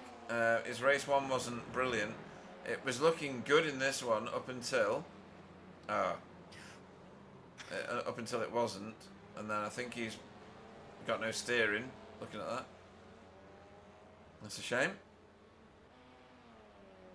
A couple of visitors to pit road now from normal running. Oh, not that one. Oh, what have I pressed? I don't know. There we go. Demis is in the pits. Daniel Lewis is in the pits, now leaving, and obviously Anthony Hilton, who reset to the pits. Oh. Meanwhile, JB and Casimomo trading positions. Have traded 2-3 times while that was going on. Casper's not going to like that. It's going to keep him away from the top two in the pro at the moment, Newman and Walker. JB showing he's not going to be a doormat. He is going to fight for positions. He wants to try and get a car or two between him and PVG, who's slowly making gains as well at the same time. Absolutely. Michael Hall with his teammate Pete Newman now closing down on him. You reckon there's a multi-21 coming here? I mean, it wouldn't hurt for Michael if he wants that first place in Pro-Ams to let Pete Newman through and potentially disrupt Jamie Wilson's race. Even if they both swap positions, if they finish where they were now, if we just stop the race all of a sudden, they both still get the same amount of points, right? Yeah, absolutely right. So it might be in Michael's best interests if I think Michael realises when you've got 3 pro drivers behind you and you've still got 25 minutes in the race, there's a very big chance you're not going to win the overall race. But if you could get Pete Newman, Stephen Walker, and if you can catch up a little bit more Casper Schmermo to pass and disrupt Jamie Wilson, then you could have a chance to either undercut or take on Jamie yourself, whichever you fancy. Or, as we're seeing slowly happen in front of us, he might just think, I'm just going to get the job done myself. Well, I was just going to say to you, do you think there's a thought process of, that's an Audi in front of me, and we're in a Veloster and an Elantra. Do you think they think he's like a lame duck or something like that, or do you think that they seriously consider Jamie to be a threat here to win? I think Jamie is still a threat to win in the Pro-Ams. We've been seeing how he's been driving the last couple of weeks, absolutely outstandingly for the Audi. In this track, you do have quite a few high curves. You're in, like I say, they're in Hyundai, so why not use that to your advantage? Maybe put Jamie in some positions where he's maybe forced to use a couple of those curves. Yeah. And maybe drive the Audi the way an Audi is not meant to be driven around here. Yeah, I don't mean to promote the Jaws music, but Stephen Walker is up 13 places, same as Pete Newman, obviously, chasing him. But he's gaining on this group quite rapidly. He was half a second faster than all of them last lap. Yep, and he has already. Oh no, Casper's just broken it, but he did set the quickest second sector. Yeah. Now Casper now has the quickest sector, so he's obviously trying to catch up to Stephen as quick as he possibly can. Then got to think Stephen Walker has to think about perhaps fuel saving once he gets within that second, a bit of that slipstream. Pete Newman could be thinking the same thing as well. There's so many different dynamics which are going on in this race right now. And without us being mind readers, then literally anything can happen in the next 1 or 2 laps. Absolutely. In fact, anything could happen in the next 200 meters. It's looking that way. He's going for it. Oh, right. He really has gone for it. And he's done it. So you can take... Oh, wow. Look at that. Absolutely clean, masterful, but Jamie's not going to give up. He's going to keep that nose in. Oh, my word. And that's enough for Pete to perhaps have a dive on the inside here as well, which is going to... Oh! Ooh, bit of a hit there. Yeah, that was almost like Pete didn't turn the car. probably looks a little bit harder on camera than what it actually was, but Yeah, I would think so. that's a haymaker switch just there, and Pete literally not giving Jamie any road here at all. Michael is absolutely probably loving this right now. Yeah, because he's away, isn't he, really, if these Yep. two keep going at it? Yep, both still giving each other plenty of space, and Jamie's going to sort of try and put Pete under a bit more pressure here. Force Pete to take a suboptimal line, which will help Michael a little bit, but it'll actually help Stephen Walker even more. And look how close Stephen is to this pack now. I know, and he's brought Casper with him. Casper's, like you said, doing fastest sector times of everybody over the board at the minute, on individual laps, not overall, I should say. So he's gaining on this whole group of 5 cars. Yeah, Casper has actually set his fastest personal time at the from the last lap. A couple of other people still going quicker and quicker, surprisingly, with clear tracks in front of them. Yeah, the only car faster than Casper is Stephen, I think. Ooh, and I think Stephen's going to have an even faster lap here, to be honest. Yes. And Jamie has gone to pit road. He's had enough of that. Yeah, and to be honest, probably the best time for him to do so, because Michael Hall has 3 very fast and furious pros behind him. Yeah, he does. Unless Michael goes in next lap, if he gets forced into any battles, that's just going to play absolutely perfectly into Jamie Wilson's hands. And I think Jamie Wilson's going to come out as well, not without too much traffic around him. Right, let's have a look at that as Pete Newman takes the lead. I don't know whether that was a multi-21 or a let go or something. I don't think so, though, by the behaviour of Michael Hall's car. He's looking down the inside again. But I'd say if Michael doesn't do a move here, which is not, I think Michael was going to go in this lap to try and counter that early pit stop from Jamie Wilson. Okay, let's have a look at where Jamie's come out. Yep, no traffic around him whatsoever. Nothing a at nice, all. clear track. I think as soon as Michael comes out the pits, that's when their battle may resume, depending on what happens here. Yeah, the more Michael battles here, Michael's the more gonna... Scarpa's his chance for a win. Yeah, and Michael's got Stephen Walker breathing all over him. It does amaze me how Stephen Walker manages to find speed like this in pretty much any car, but mostly in that Honda. We're just over the halfway mark in this one.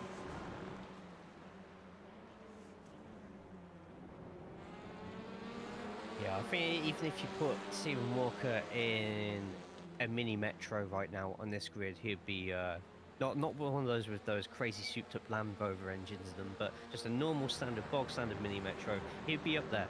Yeah, he would. He's really good at getting the most out of any car that he drives. And he also puts a lot of his race replays up on YouTube as well. So anybody here who's looking at driving like Stephen Walker, well, on his channel Wookie, he shows you exactly how. He really does. That's. He's actually gone into the pits now as well. He has, yeah. Probably thinking the same as Jamie was the lap before. I'm surprised Michael's still out, unless Michael might be unsure how much fuel he wants to put into his car, so he might just be running it dry. There's a lot of reasons why he could still be out, but Pete Newman's still in the lead at the moment. Michael Hall 2/10 back, and Casper 2.5 tenths back from him as well. In fact, Michael's just lost a load of time on Pete Newman. Oh, yeah. It all again. Oh, and he's gained it all back again. So. Odd. Interesting. It must have just been a strange corner. Yeah, it was an SDK glitch, I think. But interestingly, Stephen Walker out ahead of Jamie Wilson by a reasonable amount of track, actually. Yeah, that's a surprise. Yeah. Unless Stephen was able to do like a bag full of fuel saving, or he's having a fuel save now in order to achieve that. Yeah, it could be a shorter pit stop. Mm. It's about, I think, with your reduced tank on here, it's about 30 seconds, I think, to fill the tank. No, it's got to be less. Nah. About Yeah, 25, no, 30 you were seconds. absolutely button tight on the first one. So their pit time was 10 seconds, but their pit lane time was 43. So you're absolutely on it. Pit Oh, lane nice. time is the running time is 30 seconds. Right, I see it now. Yeah, nice. So it'll be interesting to see if any of these three decide to pit now, or if they're just going to long it out. And Casper's going to the pits, so it's Ooh, literally didn't expect that. a Didn't. result X Pure Sims 1-2 at the moment. So this actually works really well for Michael. This works pretty well for Pete. Pete gets the clear air in front of him, so he can go as fast as he wants without any trouble, and Michael can just literally tag along with the faster pro driver and try and keep up. Yeah, I think the threat though to both of these guys is Stephen Walker himself. I was gonna say, and Jamie staying in his slipstream, but I don't think he is now, is he? He's kind of about dropped 2.5 it. seconds. Yeah, he's lost that slipstream. So that didn't work out. Here comes Casper, and Oh! Casper's going to be out at the same time as Jamie. That's close. That's very close. Oh, Jamie's going to be gutted about that. This is Yeah. valuable time right now. And although I Nice. think Jamie Wilson's going to get the move done. No, he's going staying with deep it. in. Wow, look at this. They're giving each other space as well. So I it's know. just absolutely fantastic racing.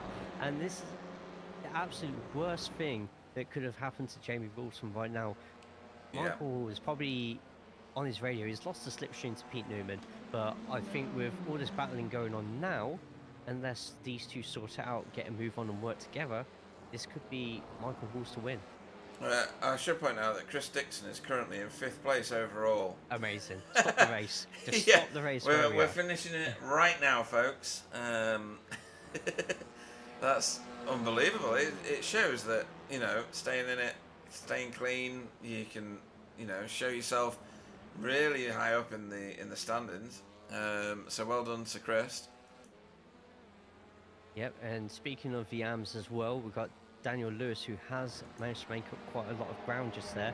Currently 3rd overall in class. I'm pretty sure everybody, apart from Chris, has pit when it comes to the AMs. I'm just having a quick look through pit counter. Yes, Chris with the last AM to pit, so we'll probably see him in now. Interesting to see if he makes it out in front or behind the group of David Ayres and Daniel Lewis, both fighting each other for second as we speak. So Michael Hall has pitted the car, but Pete Newman has not. Rene Earhart is currently running 2nd, but Pete Newman is still picking up lead lap points at the moment. Yep, 15-second gap. Rene is also still to pit at the moment. See where Michael Hall comes out. Oh, And this is it's close. close again. Oh! And Michael is going to be side by side with Casper. Yeah, James and going to Jamie dart now. on the inside. Oh, that's and a he lot of hits that curb. Yeah. Too much curb, but great line through then. Jamie's going to be making a move here. Oh, that's a lovely Going for dive. the up and under. I don't mean that in the best possible way. I didn't mean dive. Best a good overtake. I'm very surprised that they were that close to each other on the Yeah, exit. I am. So, I thought wonder Michael if, was going to be way ahead. I don't know why. maybe as a maybe overshot the pit box or just not the cleanest of entries. Right, let's have a look at his... you are spot on. You are absolutely brilliant. So everybody else around him did a 44 or a 43 second stop. He did a 45. Every second counts when you're in that pit Yeah, lane. yeah. His pit box time was 10.5, which is on par with others. So it was his travel down pit road. So it was either his entry or his exit of pit road. Right, okay. Oh, and his that's Pete teammates in in. the pits now. Yeah.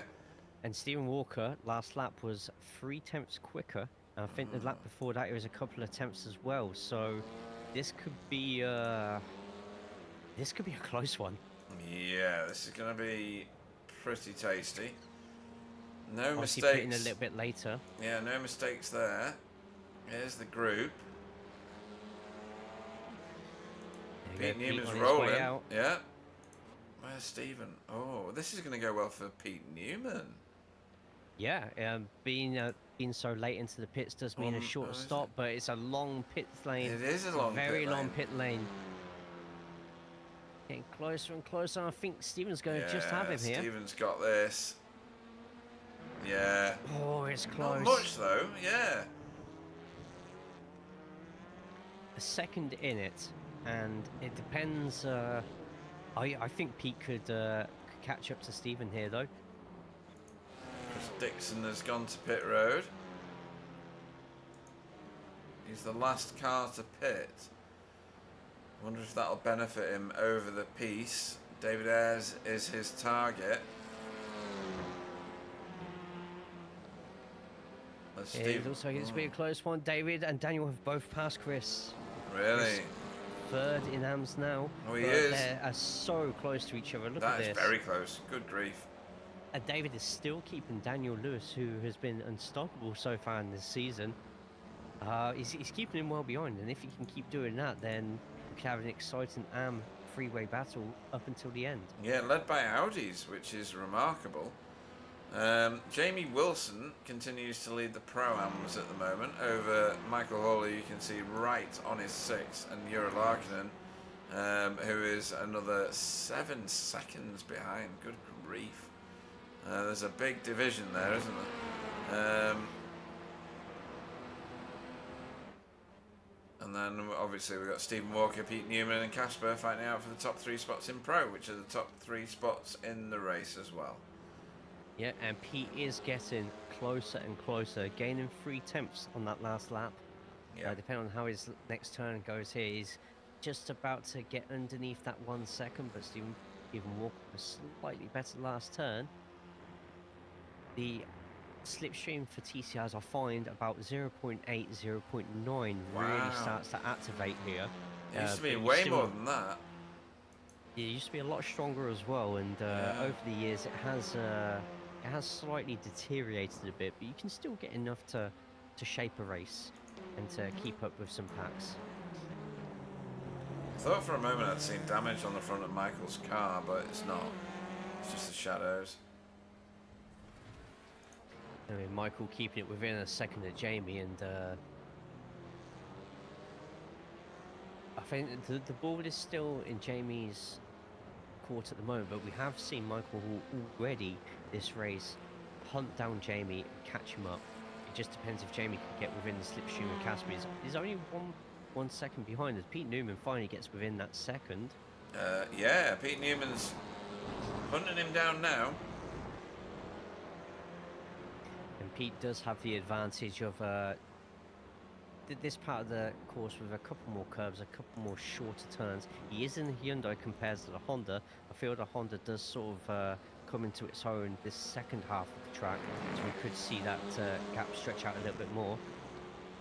James Scott and Tony Walker. Tony Walker with a nice recovery job at the moment. He's actually 2 places up from where he started now, so a really good recovery. Remarkable, really. He was absolutely last at one point. He's got Jaden Scotton to dispatch, if he can do. Jaden's no slouch. Oh, I thought we were on the bloody third to last corner there. I was like, wow, that's going to be some sand. But no, it's just me getting senile. My behaviours are rubbing off on you. Excellent. Nobody wants that. Yeah, these two really thrashing it out. They're some way away from the top of their class at the moment, but when you consider what happened, it's understandable. Yep, we've got Michael Hall getting some serious ground made on Jamie Wilson on that straight. Within 2/10 now, that will be the battle for first in Pro-Ams. This battle on the screen right now, the closest battle on the field. Tony's looks like Tony's got a little bit more speed here. 0.56. But he's going to have to do a cutback to take this, isn't he? Yeah, it did break a little bit earlier there as well. Yeah, a bit messy, actually.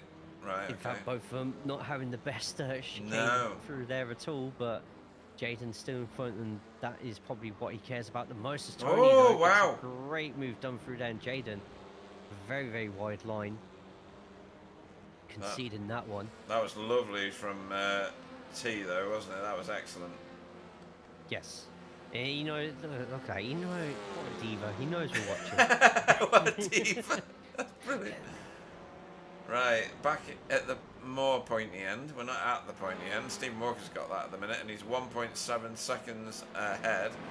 Then Pete Newman's in a world of his own, and then Casper also, world of his own. So nothing happening at the very front. Then there's this. Yeah, Michael just doing his best to stick to Jamie. We've got 6 minutes left now, so Wow. I reckon about 3 laps left, depending on how close Stephen Walker is to the finish line or start line, whichever way you want to look at it. These two are going to be battling until the very, very end. Even it's like passing Jamie Wilson's going to be the easiest part for Michael Ball. The hard part is keeping him behind you, because we've seen from Jamie already, he doesn't quit. He doesn't know how to quit. No. And the things he's been doing with that Audi as well, it's been absolutely remarkable. Look at this.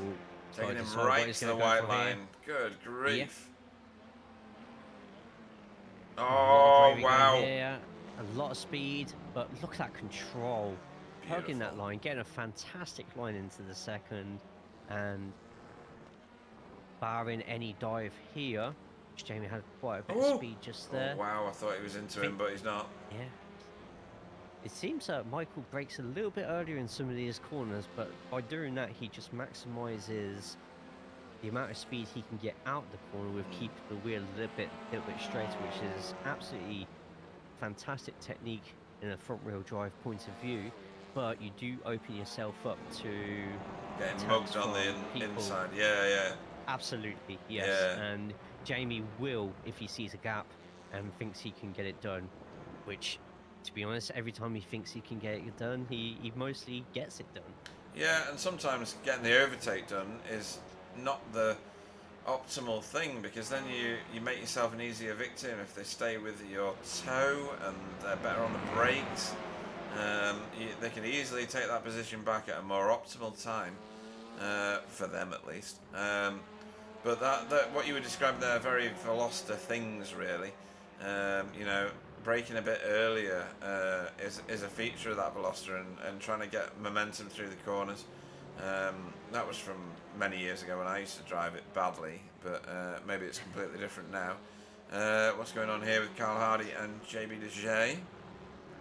Come on, JB, you cannot let Carl Hardy pass you. That's against the laws of BSTV and humanity itself. Oh, JB. There was a lot of banter. Oh, come on, go. That. Oh, devastated. I think that's a battle that's been going on for the whole lap, because I've been listening to the radios and there was a lot of banter between both of them. They're absolutely loving their time on the track at the moment. Good, and that's why I run all of these things, so that people can enjoy themselves and do exactly this. Meanwhile, as we're on, Michael still trying to defend his life from Jamie Wilson. We've got the same gap between PVG and Rene at the moment as well. So it just flashed up with Ura. It's showing Ura's going out. What? Yeah, Ura's showing us out, and he's just dropped 2 places, another one, so I don't know where Ura is at all. He's disconnected. I think that's a system disconnect, because that was so fast. That's weird. Right, okay. Let me get a decent camera photo. Stop staring at nothing. Alan says, not sure anybody can catch Lucky Pants. I think not as well, because the previous lap to this, he was about 0.6 faster than Pete Newman. On this one, not so much. Almost identical times. The top 3. There's only 0.08 of a second between first and third lap times on that last lap. Remarkable, really. Yeah, absolutely. Got to say, Casper, absolutely fantastic set of races from him. His the third most gainest driver. Gainest, is that a new word we've invented It is for now. today as well? We're having it. It is now. He's the third most gainest driver of today with 11 places, keeping up for the most part with Stephen and Pete and whoever else has been leading. So he's kept it nice and clean, nice and consistent, and his reward, if it stays like this, is yet another podium in the pros, which he'll be absolutely chuffed with. And to be honest, I think we all have as well for him. Yeah, too right. And have you seen the chat? Euros Yes. said, game crash. Oh no. Devastating. He was having a great race as well. Doesn't happen when you're having a rubbish race, does it? Never happens when you're having a rubbish race. Oh, look at this. Paul Hurley and Chris Dixon, ding-dong battle here in Am. And this means something. This is a podium, this.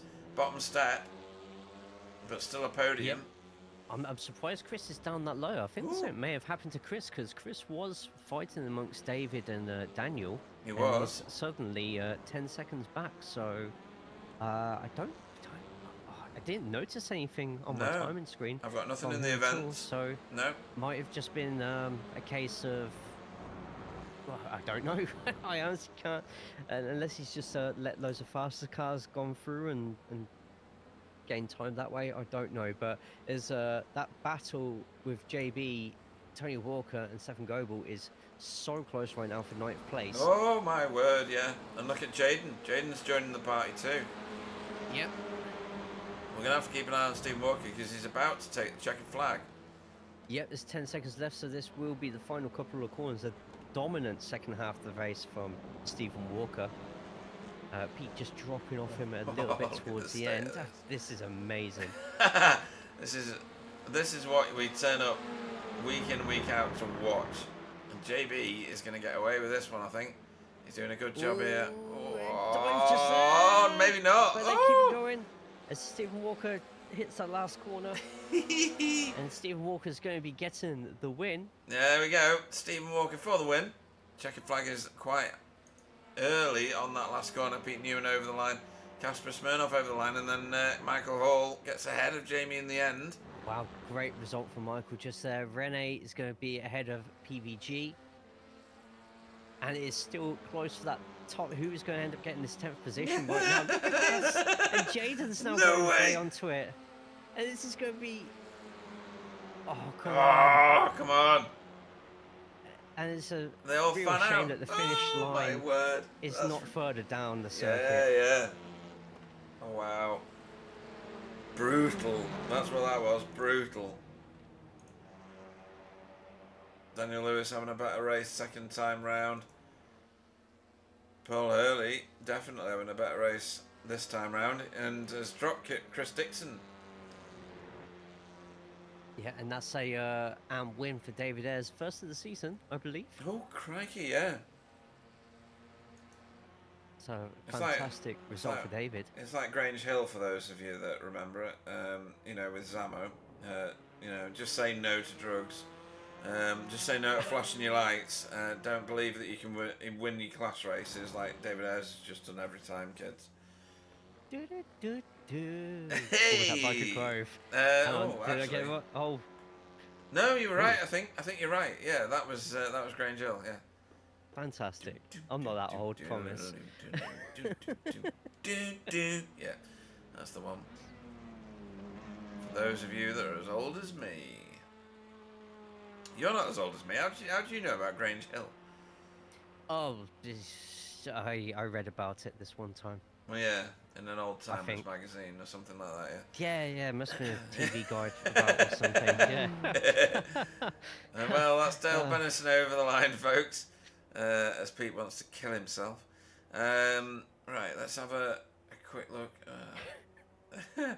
A great race. He doesn't really. Right, so fantastic race in that. Do you know what? Sometimes I think I wish all races were of a smaller grid, until I get a big grid, and then I'm like, oh, this is too good. But you get some great racing in these slightly smaller grids. I mean, 24 cars. Jamie Jeffrey didn't race. Has delivered us such brilliance. It really is, and it's still a big grid, isn't it? Right, let's have a look. Absolutely. At the feature standings. Sorry, feature standards. Oh, that's not the one I wanted. I wanted this one. There we go. Stephen Walker brought home the race victory. We saw it there for Hydra Race Geodesic Racing. With Pete Newman second over the line for Result X Pure Sims, and Casper Smirnoff for Sim Racing School gets a podium finish in third. Fantastic racing from all three of them. And then the plaudits continue. Michael Hall gets a Pro-Am victory in fourth place there for Result X Pure Sims. Great night for Result X. Your old team, Jay, even, and you must be very proud of these two. They've done a fantastic job tonight, haven't they? Oh, absolutely. Like the opportunity was there for people to shine through, and I'm glad it's them that have taken that proverbial bull by the horns and stormed their way up there. So awesome to see. Yeah, fantastic. Jamie Wilson in fifth there, second in class, Team Chimera. Renee Earhart, sixth in class. Sixth overall for Cutting Corny TCR team. And then Pete Van Gool gets himself a podium finish there, seventh place overall for Result Clothing. Carl Hardy finished in eighth place for Safeguard. JB DeJ, ninth place for BSTV. Tony Walker, 10th after a recovery drive from what happened on the first lap for Result Clothing. Stefan Goebel, 11th, fighting it out right to the very bitter end for VTS. Jaden Scotton, also in that scrap, in 12th place for Flatline Racing. Deck Crowther, 13th for Blade Designs SRL. With Dietmar Hoos, 14th for Cutting Corny TCR team. And then the AM class Tide follows all this. David Ayres manages to, despite all of my protestations about light flashing, finished top of the class in 15th place for Safeguard, with Daniel Lewis in 16th for Blade Designs SRL. Paul Hurley, 17th for Blade Designs Just an Average Sim Racer. And then Chris Dixon in 18th for Work Guard by Result. 19th was Demis Tictular for Hydra Race Racing Forces. Andy Littler 20th for Work Guard. Del Benison was 21st with Fiona Siddons 22nd for Work Guard. And then Euro Larkinen with a massive disconnect. Anthony Hilton, who got crashed into, and Jamie Jeffrey, who did not start. As I was just going to say the same sentence that Alan's put in there. What an evening for the Walker family, and what a fantastic night's racing, Jay. That was just exciting right from the start, really. And so it was really clean. I know that there was a couple of crashes along the way, but it's TCRs, right?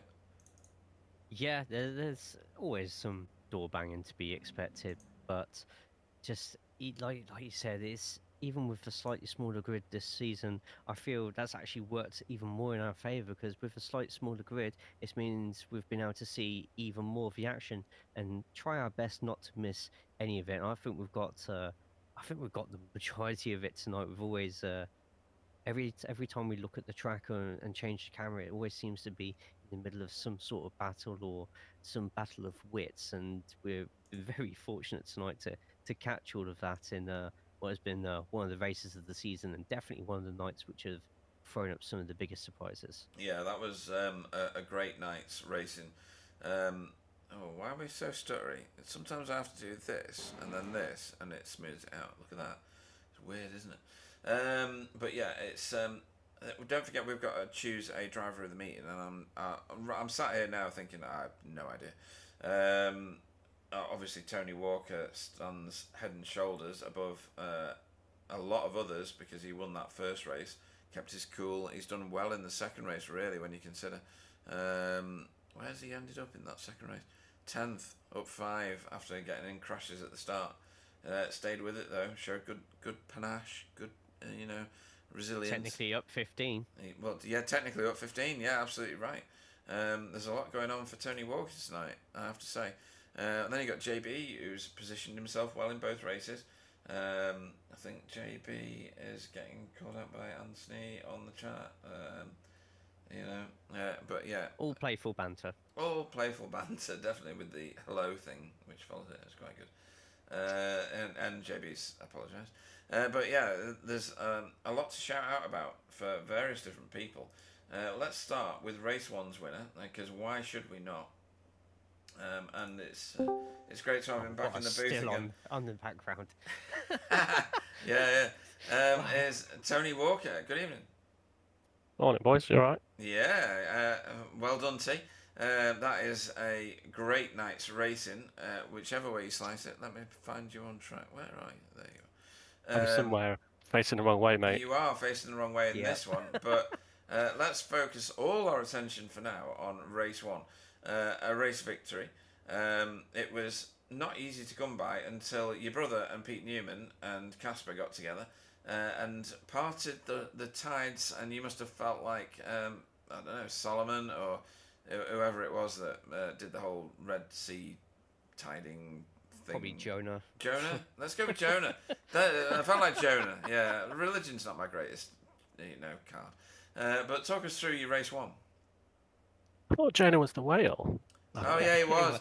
Yeah, I just accidentally offended the whole of Christianity. Not yeah, again. don't worry about it. We get forgiven when we die. Second. But is that worse? Is that worse? I was brought up Roman Catholic. No man. But yeah. Sorry, it's still in your thunder, Tony. Talk us through race one. When I did practice, I was P4. I was like, oh, I've got some pace then. And like, my target with these guys is just top 10 and try and stay clean and have a good race and battle whoever I'm battling with. And then after quali, I was P4 quali. I thought, oh, sweet. So I thought, try and get the guys behind me, sit happy fourth. But then Casper did Casper things. And then Pete, they all crashed into each other. I'm just like, what the hell's I didn't know where to go left, didn't know where to go right. Picked the right way. And then Pete pulls off into the pits. I'm like, what? I'm winning. What's going on here? And then, Must have been yeah. meatballs, eh? It's just a really unlucky incident. But Yep. hey, I got lucky, and then I lost all the luck in the second race, so I suppose it balanced out nicely. Right, okay. Well, Casper kind of just outbraked himself, I think. I think he chose the wrong braking marker by the look of it and got into the back of Stephen, I think, first, or Pete. One of those two. Yeah, Stephen first, and then Pete sort of had a couple of hits accidental hits, of course, on Stephen. Yeah, yeah. So, all played into your favour, though. Good result, good points for result. Teams shouldn't be called result, right? Because the result is the result, as well as the result being the team. Really annoying. Result. It's been years I've considered just saying, can't you just change the name of the whole company? But anyway, because, you would do for BSTV, right? Why would you not? I think it shows a lack of commitment, to be honest, by not doing that. Yeah, absolutely. I'm glad you agree with me and the rest of the world. But anyway, we've seen you come from, and I think you'll agree with me, an area of lack of confidence, and now you're winning races. And we discussed this a few years ago, didn't we? One day you'll be winning races, and here you are. It's prophetic almost. Do you put it down to what, your own development, the community, your brother, the setups? There's a whole raft of things that can influence it. Where do you see your success? Coaching for my brother, because I know where's lucky underpants I had to borrow him for this one, but it's coaching for my brother. Hope you watched. Setups from Carl, like lobbies that Carl puts up. We learn from that, just lap after lap, just trying to be constructive whilst driving. There's no point just going round and round and round. You have to see what's going on, where people are braking, how much people are braking. Jay's videos, for example, so thanks Jay, bits and pieces like that. But I think if it's really nice to win, and obviously it's a miracle. But I think obviously Sam and Wobbly not here, Spencer not here, all the faster guys from last season. Jay's not here. Jay would have won that. So got to put it into perspective. It's really nice, but realistically, I should have only been fifth, sixth. But you're in it to win it, and I was in it. So he's as magnanimous as his brother, isn't he, Jay? Because anything can happen. Anything can happen to any of those names that he mentioned. But it's one of those situations where maybe it's a surprise to you, Tony, but it's certainly not to me. I doubt it is to you, Jay. I mean, these sort of results are they're scheduled, aren't they? Even if you don't realise it 2 years before, they are scheduled by fate. That nearly sounds like it's fixed, but no, Yeah. Tony has been getting quicker and quicker as the seasons have gone by.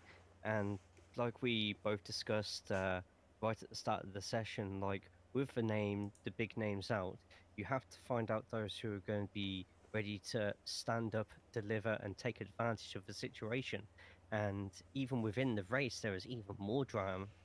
And Tony, you stepped up and you got the win. So don't ever play yourself down for that one. You pushed through.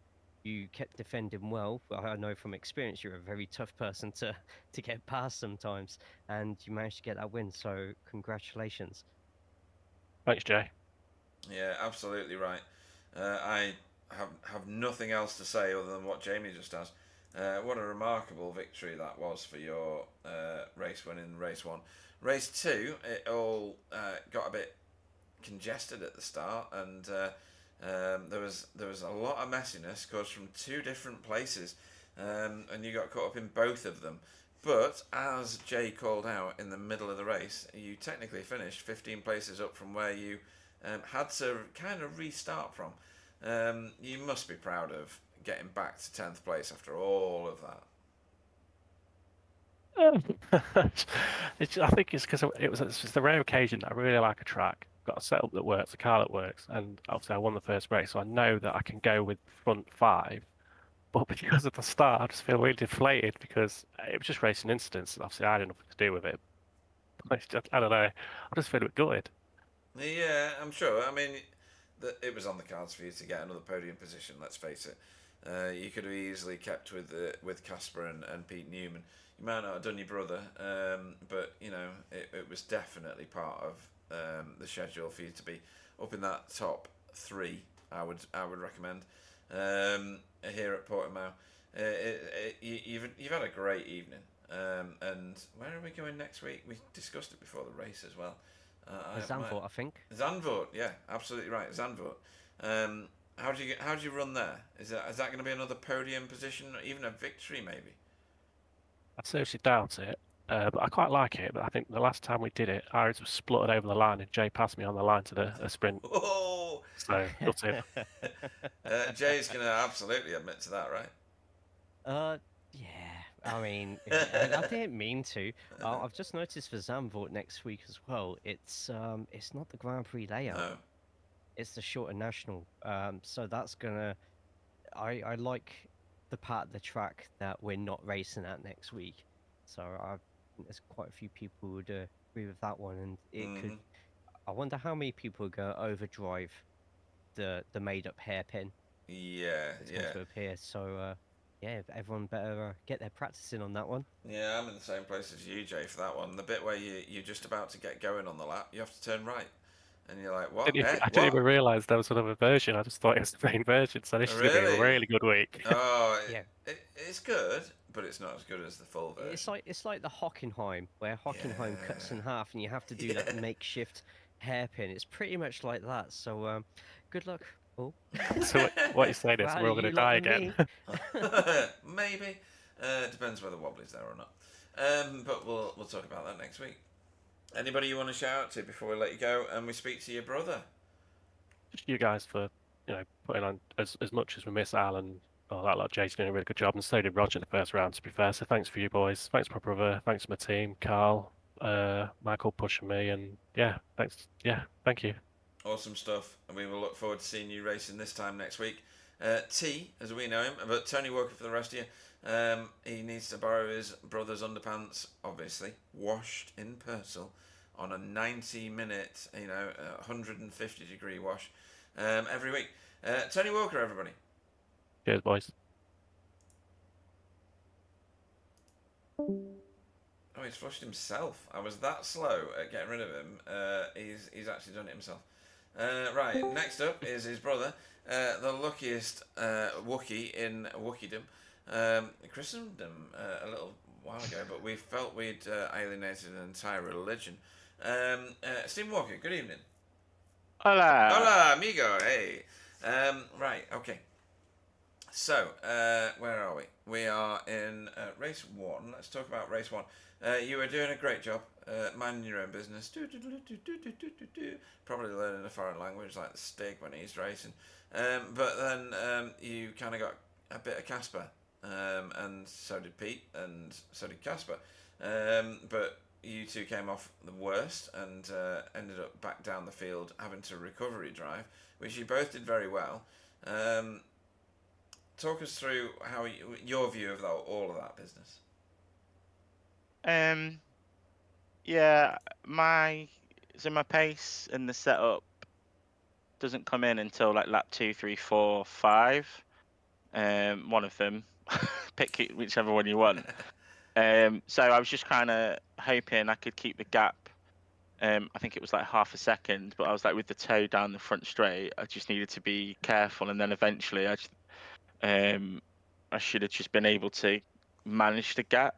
That was the theory, and that was the plan. Obviously, whether it would have happened like that, you'll never know. But like I braked at my normal point for that corner, the same as I did the lap before, and there was 0.4 of a second as the gap to the car behind, and we've spoken about it. It's done. He's apologized. That's all that matters. But the hits, I think I got 3 hits between him and Pete, and that gave me a meatball. Pete obviously must have gotten a meatball as well because he had to pit. Yeah. And then, yeah, I was just trying to get. I was like, can I get to the 15th position? And I even so basically, I think it was with 2 laps to go in the race. I crossed the line, and I was like, I'd only just because I've been driving angry. I was so busy concentrating on just trying to hit the lap times or just try and catch the car in front. Like I didn't care about anything else. I was like, go, go, go. That I realised I was 0.2 litres short of the 2 full laps. Oh wow! So for the last lap, and I don't even know how. Like my calculation had been right, but I don't know how that occurred.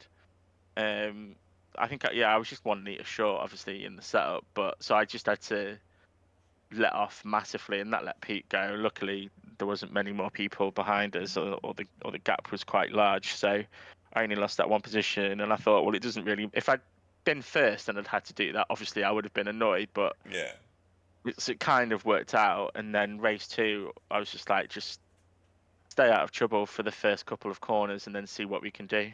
You had a friend though, didn't you? Pete Newman. He didn't leave you alone for 2 races. No, I was fed up seeing the front and the back of that Yeah. Elantra. Luckily, it's a really nice paint or livery, whatever you want to call it. So, to be fair, yeah, and I've raced Jay knows Pete. it very well. Yeah, I've raced Pete a long time now, and he's always good fun to race with. Like I was following through, and I made a bit of a optimistic move. I think around the outside of Casper and Stefan. Yeah, we saw that.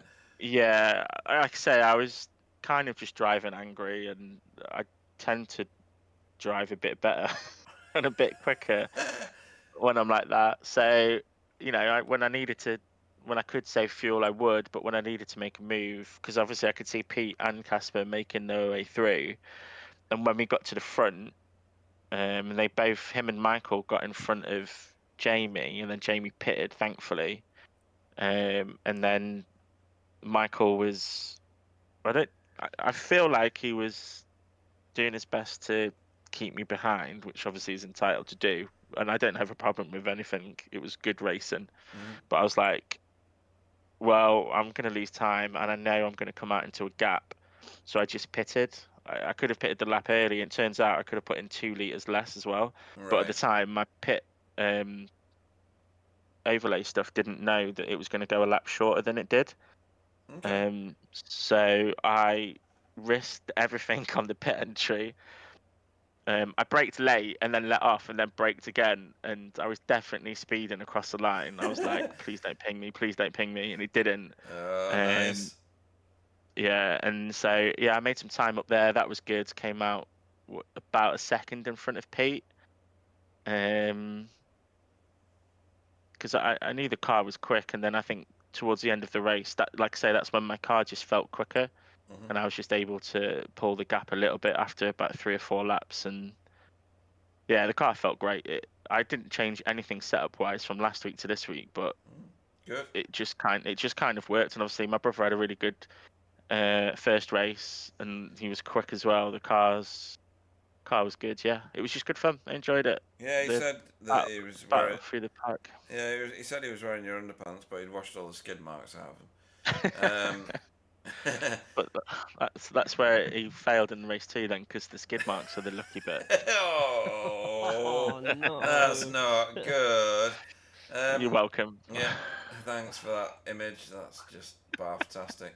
And Jay, you're very impressed with Stephen's sideways talents, aren't you? Oh yeah, we're noticing after Portimao, the downhill, I think it's third from last corner.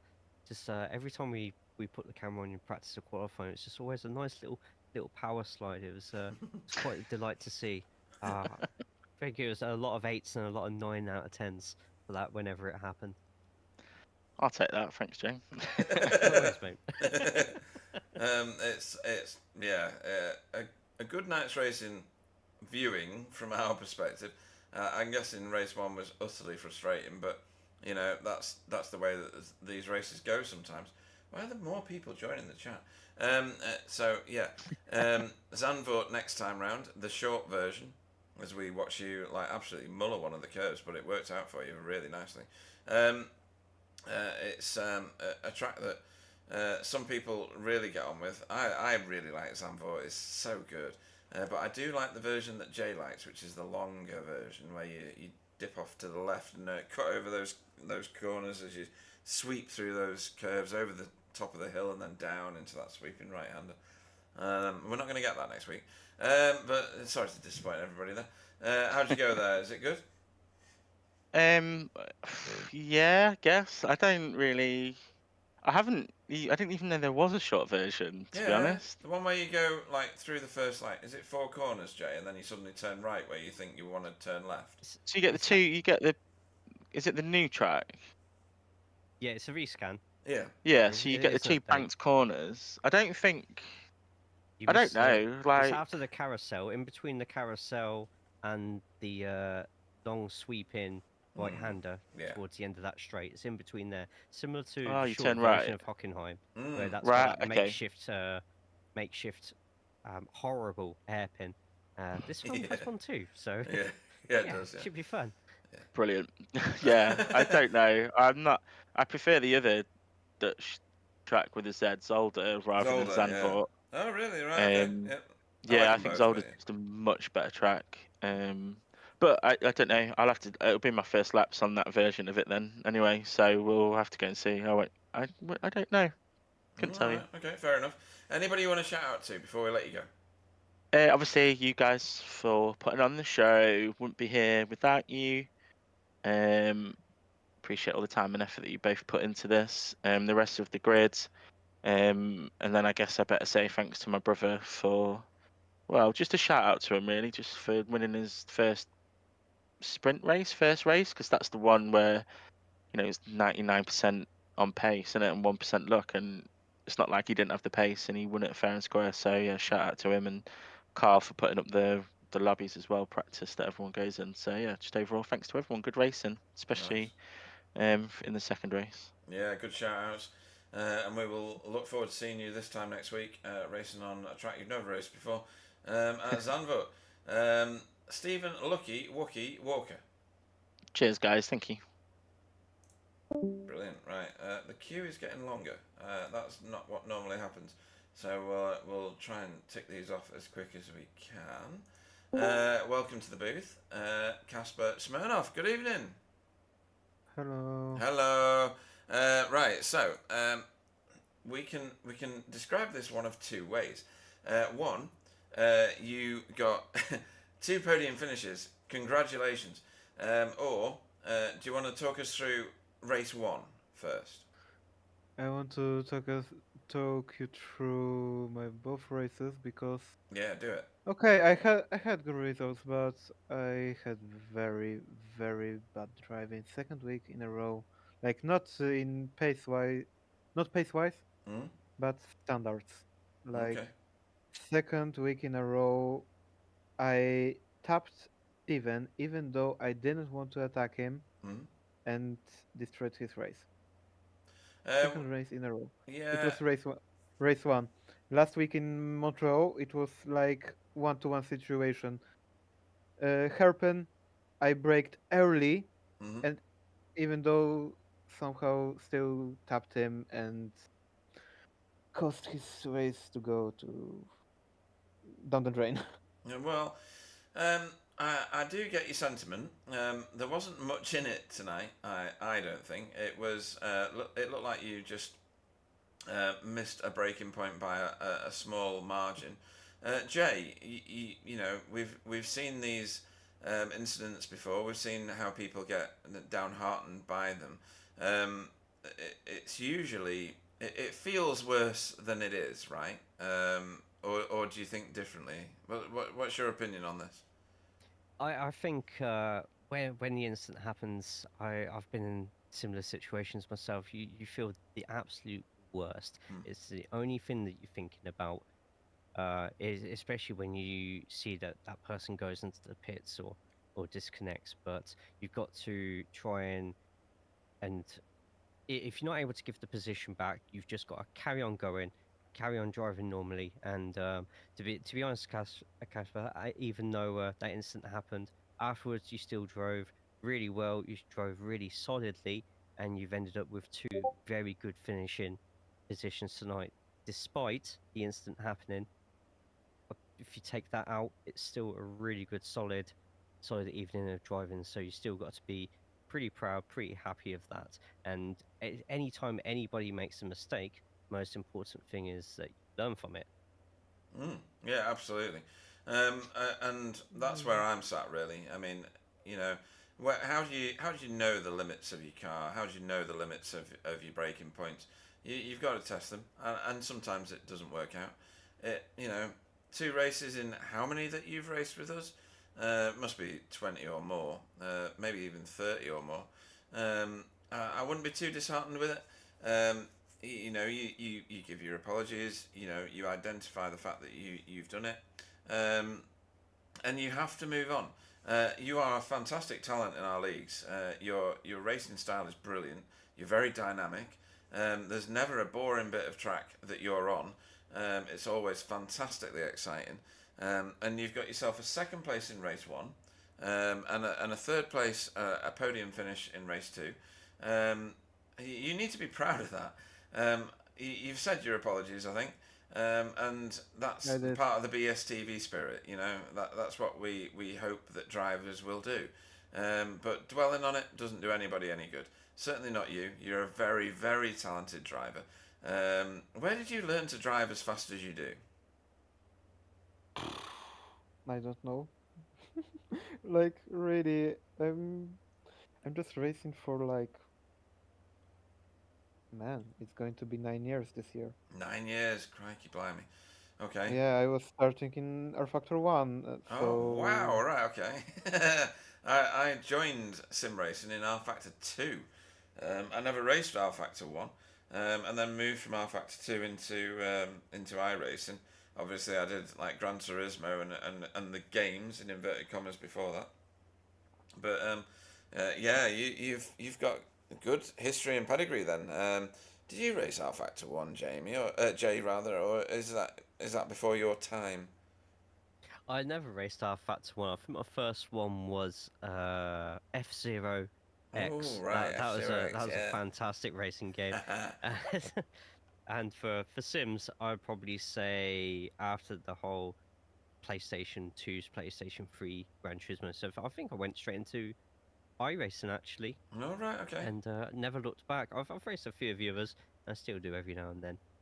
funny thing, since R Factor 1, I had problems with braking in a way that I always brake on the edge, and I'm always right on the ass of car in front of me. Ah, really? Okay, yeah.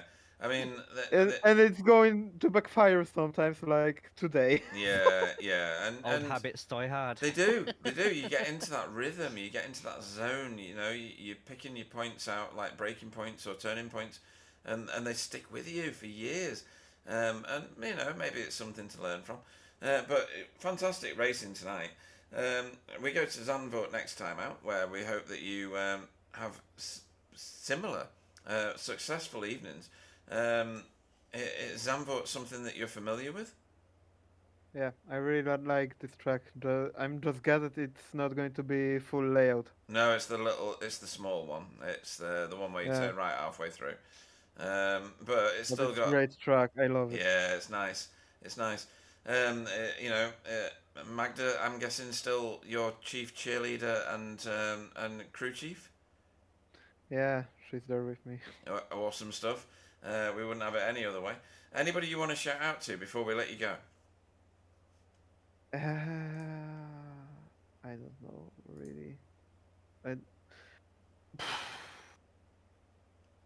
I don't know. Like That's okay. You I don't have have I to. have nothing more to say. I just hope to raise my standards for the next round because Okay. I'm so done with this. Well, we'd love for you to realise that dream, and we very much hope that you will do. You're a fantastic character. It's great that you are in our leagues. You're exactly the sort of character that that we like. Someone who looks at their own skills and assesses them, and sees where they can develop. And that's what this is all about. So great having you with us. And we will look forward to seeing you this time next week. Casper Smirnoff. See ya, guys. Cool. Right. Next up, we'll bring in Jamie, shall we, Jay? You've raced with him door to door for season after season. Jamie Wilson, good evening. Hello, hello. Hello, hello. Jay, he's the Audi in the upper echelons of the grid. He's done extraordinarily well throughout tonight in that Audi. First race he was 8th. Second race he was 5th. Is it the return of the Audi at the top of the standings, or is this just something that Jamie Wilson does? I think it's a bit of both, really. The Bop's always been getting close and close with the TCRs, but Jamie is finding new ways to drive that thing, and it's obviously working out really well with some really good, consistent finishes this week, and a lot of battles with Michael Hall. Yeah, Just very, one very much so. constant battle with Michael Hall, And wasn't it? PVG as well. Yeah. Race 1 and 2 as well. That was it's been great to watch all evening. So man, the close contacts, the alternating lines between everyone, the back and forth. It's what was going through your head through all of those moves, and how did you cope? Everything, to answer the first part, and I didn't for the second part. Yeah, it was that was properly full on. I'm bloody exhausted after that. Even now, it's been a little while since I got out of the car, but like I'm knackered. I just want to have a snooze now. It's very taxing. That reminded me very much of the V8s. Really? With the new cars. Wow. Yeah, because the new V8s are demanding. Like physically, in the case of if you've got a strong wheel and all that, which is, something I self-inflictedly struggle with. It's just bloody physical to drive, but it's just mentally exhausting because it's that much of a hands-on car to drive. And this race was a bit like that because of the racing. Yeah. It was just there's a couple of straights here, but very little respite. And so it was just I felt like I was shoveling coal into a steam engine going for a record or something. It's just like it's just really, really full on in a good way though. I think it's stressful, but good stress. Yeah, I think Jay, that is the Team Chimera sponsors need to pay twice, don't they, for tonight? Yeah. There's definitely going to be a premium at some point that we'll need to discuss in the future contracts. Yeah, he was never off the screen, was he? It's just ridiculous. Everywhere the action was at, you were at, or you were the action. I don't really know which way up it is. Jay, is this just something Audi related, or is this Jamie related, or is this just ridiculous? I think James just wants to be the star of the show, and we're giving him the platform to do so. Simple as. Well, I mean, if other people stop throwing their cars at me, either backwards into me, or backwards forwards into me, then that'll happen a bit less. I Well, suppose. yeah, I guess so. You know, some cars, like Michael Hall's car, must be burnt into your screens at the minute or something like that. Well, it was more Pete Van Gool actually in the first PVG, one. was it? Right, okay. Yeah, I mean, my God, I mean, if he drives that car at like Cadware, we'll go over both sides of the track. Like that was, I was saying in the chat, like it needs one of those caution wide load things on the back of it. I'll be honest, I have driven it. I've done races at Cadwell, and yeah, that actually happens. You do end up driving Yeah, both yeah. sides of the track on the same bit, especially that second half of the track. It's immense. I'll just say that, immense. Yeah, it's like his car's on a different scale. It probably looks like it does at like Phillip Island if you take the long pit exit out. Like the car just takes up the whole width of the thing. But yeah, no, and it was a bit of I'm guessing there was a little bit of team tactics going on there as well, because that's all pure sims result and all that kind of thing. So, people giving the car fighting me a tow and all that kind of stuff, which is fine. I'm not complaining about it. I do the same with Simon, but yeah, and it's intimidating having a pure sims car behind you. Right. In any context, it just is. Are you not expecting them to come out of the last turn and like ruin themselves on the inside pit wall? Well, yeah, that didn't happen too much actually, did it? That's curious. No, it didn't. Jamie, why is Yeah. that? Sorry, Jay, why is that? Yeah, I mean, my real name's not actually Jamie either. I don't know No, why you keep calling me I it. keep doing it over and Well, over Jamie again. on the brain. It'll be Jason soon. What happened Yeah, to me? Jason Wilson. Yeah, absolutely. Yeah, I can ruin any name. I think for a lot of the pit exits, a lot of people when pitting have been very fortunate enough to have quite a bit of clear road around them, or only really one car to be fighting up against. People have generally this race on the pit exits been given quite a lot of room with each other. It just depends on what lines you take on that chicane. That turn 4, that's when the action really sort of begins for a lot of people once they get out of the pits, and for lap 1 as well, especially in your own battle with PVG and Michael as well. I felt after the chicane bit was done, there was usually one of you sending it up the inside of somebody else in that following corner.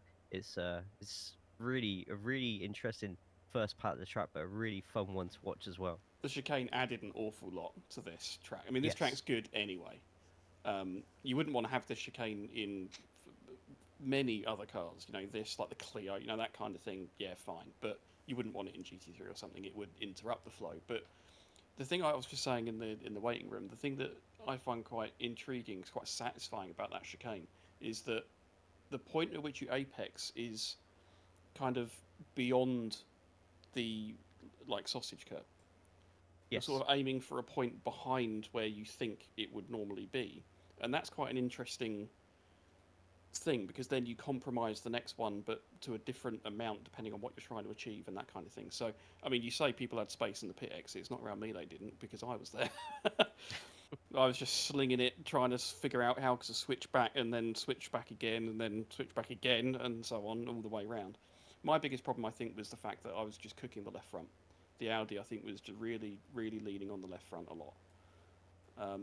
And so, whereas I was losing out a fair bit through that really long last corner, which is just brutal on it, I would then, like at the end there with Michael Hall and also with PVG in race 1 as well, that I could hang on or even catch up through some of the twisty bits like that section at the start of the lap, but then I couldn't capitalise on anything at the last corner because I was just murdering the left front. And and I got caught a bit in race 2 when I got to the front, and then I was trying to kind of nurse that a little bit and thinking ahead, and I need to really look after this left front, and it took me out of my rhythm a little bit, and I just started making little micro mistakes and that kind of thing. So yeah, I didn't fight that too hard when they got up to me, because I thought it's an inevitability, and I'll just see where I come out and see if that is any more interesting. Excellent. Well, we go to Zandvoort next time, as we've already discussed with others. It's the shorter version of the track. Hopefully you go well there. I think we have driven that before, even if it We was did it in Clio's ITCR. or ITCR, was it? Right, okay. Albeit that was obviously the old Zandvoort. Yes, this slightly is the different, remapped version, yeah. or the digitally brilliant version, or whatever the hell that is. But yes, anybody you want to shout out to before we let you go and start your practice for that? Yep. Shout out to the walkers. I haven't seen the walkers move that quick since Cole was shoveling them into his gob. Cheese and onion ones. We love it. Hey, That's- like that, that's that's one good. That's yeah. one I You've prepared been, earlier. Yeah, you've been waiting for months Yeah. for that. I mean, years maybe. And thanks to Michael Hall, PVG, and all that. That was proper elbows out, and having been in an elbow sharpening device, battle of brutes. And I'm full. I already knew this of PVG. I haven't raced Michael Hall very much, but he's certainly got some minerals on him. He's got some bravery, that boy. And you can see that, and I respect that. So really good stuff. Hopefully we'll get to do it again every other round. Yeah. Well, that'd be good. And of course yourselves, as usual. Well, thank you very much. Absolutely, we shall accept any kind of compliments we can grab. But yes, it's great to watch you racing for probably about an hour of the hour that we were actually had footage, because you seem to be forever on the screen. Apologies to the screen burn, because the livery probably does burn quite badly. Yeah. Recognisable pattern. Yeah, it's fine. I'm sure that other companies will be sponsoring you shortly. But yeah, it's great having you in our leagues and racing with us, and all the other stuff that you do for us in terms of all the banners and the number boards and everything else that makes us look professional. All the graphics on the screen are all Jamie Wilson's creation, and therefore we are, respectful and thankful for you being in our leagues. Don't go too mad. You'll want to give me a golden car, and in this car, that's Golden bad news car. apparently. Golden car. Yes. Yeah. What? The Golden Audi Award. What is that? Somebody's having to explain that to me off air, because there was all sorts of like memes will and afterwards. things. Yeah. and there was Yeah. stuff You'll going get it when on. you're older, Pete. Older. my fault. Fucking Yeah, hell, like- I'm dead, like- mate. Like 20 minutes older when Joe tells Oh, me. okay, fine. Yeah. That'll be fine. Right, we'll do that later. In that case, Jamie Wilson, everybody. Cheers, guys. Yeah, cool. And I will get your name right at some point this evening, at least once. Yeah. It's only one letter. I know. Yeah. Well, I get everybody's name wrong. This is not new news. But we'll bring next in Paul Hurley. Good evening. Hi guys, how's it going? Yeah, not too bad. So we've got what have we got in the first race? Where's my cursor gone? Oh, it's gone wild. I don't even know where it is. Anybody know where my cursor is? Oh dear. Last Second. place that you look. Oh right, let's have a look at that. Oh, there it is. Right, okay. So 17th in the second race. Still haven't found it really. There it is. Right, cool. Found it. There. And where were you in the first race? It was a little bit south of Central, wasn't it? I got Have you got it on your collected, screen or not? It was 21st overall, but there was that slight altercation between a few cars right at the beginning, yeah. towards the back of the grid, and unfortunately, I think Paul got slightly caught up in it. Yeah, I I'm mean, not really I say sure. slightly. like heavily, yeah. It was quite strange because his car just speared to the right. Yes. Yeah, Under this braking is and, Chris's, yeah. So, And as I turned in, he was just right. I was just in front of me. There's nothing I could have done. well, no, he was he seemed like a passenger in his own car, which was a bit strange. We'll speak to him in a minute about that. But in terms of tonight's racing, do you enjoy yourself? I mean, you were right in it with all the rest of the AM class drivers, and at certain points with some of the Pro Am class drivers. Yeah, I mean, the first race after that happened, I limped back to the pits, and that was pretty much sort of race over, and I managed to finish ahead of David and Chris, so that was good for the championship. But in the second race, I think in the first corner, someone else sort of spun in front of me. I hit them, then Deckard got taken out or somebody. Yeah. Then I hit him. Yeah. I managed to keep going. Yeah, and I had a few good battles. David Ayres drove pretty well tonight. In the second race, he did, yeah. Yeah. When he stopped And, flashing his bloody lights, but yeah. And then I think I come out once the pit stops were done, I was about 5 seconds behind Chris, and I managed to catch him. And we was like corner to corner. I think you showed it on the stream, but you sort of missed the one. You missed it a bit before. It was really close for about a good couple of laps. And I managed to. It was door to door, but I managed to get him in the end. Yeah, it'd be nice to get all the footage. Unfortunately, or fortunately, I'm not complaining. there was ridiculousness going on all over the track. It was brilliant. Portimao has delivered for us yet again. Not just in this series either. We've had some great V8 races around here. Yeah, it was a good few incidents tonight as well, up and down the field. Yeah, there was. Yeah, interesting ones. All racing for the right reason ones. If you take my point. Yeah, I don't think anyone's malicious. No, it's all great in great spirit. It has to be said. Zandvoort's next on the list. How do you go at Zandvoort? I prefer that layout, the National, whatever it's called, than the full one, if I'm honest. Really? Wow. Okay. Well, yeah, don't feel bad for being wrong about that, but that's right. And Jay, well, I'm sure the entertainment will be fantastic no matter what layout it is. Hopefully. True. It's only there because of Max Verstappen, and I'm not a huge Verstappen fan, as we say. Yeah. Okay. That's fair fair. enough. Yeah. But tonight, I mean, the track tonight encouraged. You got sort of big, wide corners where you got sharp turns, and you could actually get up the inside on the brakes, and you use the brakes to try and make a move. I really enjoyed it. Cool. That's good. That's why we want everybody to turn up, just to enjoy their racing. Anybody you want to shout out to before we let you go? I'll shout out to Chris for a good race at the end there. My teammates on Blades, Deck, and Daniel Lewis, and Tom Woodcock. Where the hell were you? Well, yeah. We'll all ask that question until he turns up. Great race. I actually think he was on holiday. Oh, really? That's rude, isn't it? That's... No, not a good excuse, is it? Not really at all, no. But yeah, great racing tonight. Yeah, thanks, gents. Always entertaining watching you racing. Paul Hurley, everybody. I appreciate it. Yeah, have a good night, fellas. Thank you very much. No. Take care. Right, next up is going to be all three of the work yard drivers. So I'm going to unleash Chris Dixon at you, Jay, and you can talk to him about what was it? What happened with him?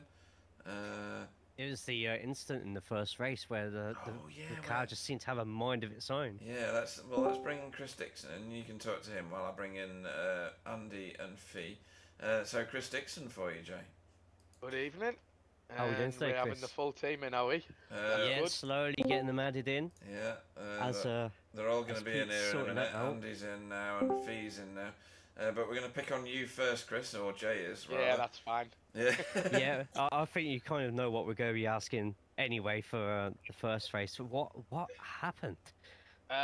We had a good battle that you didn't obviously show or see. Me and Paul for the first full lap. It was a couple of 0x incidents, and I come out of around the last corner, and it was a bit squirrely. And Paul got the run on me, so I give him room, and then stayed on the inside. And as soon as I braked, it just went off to the right. Wow.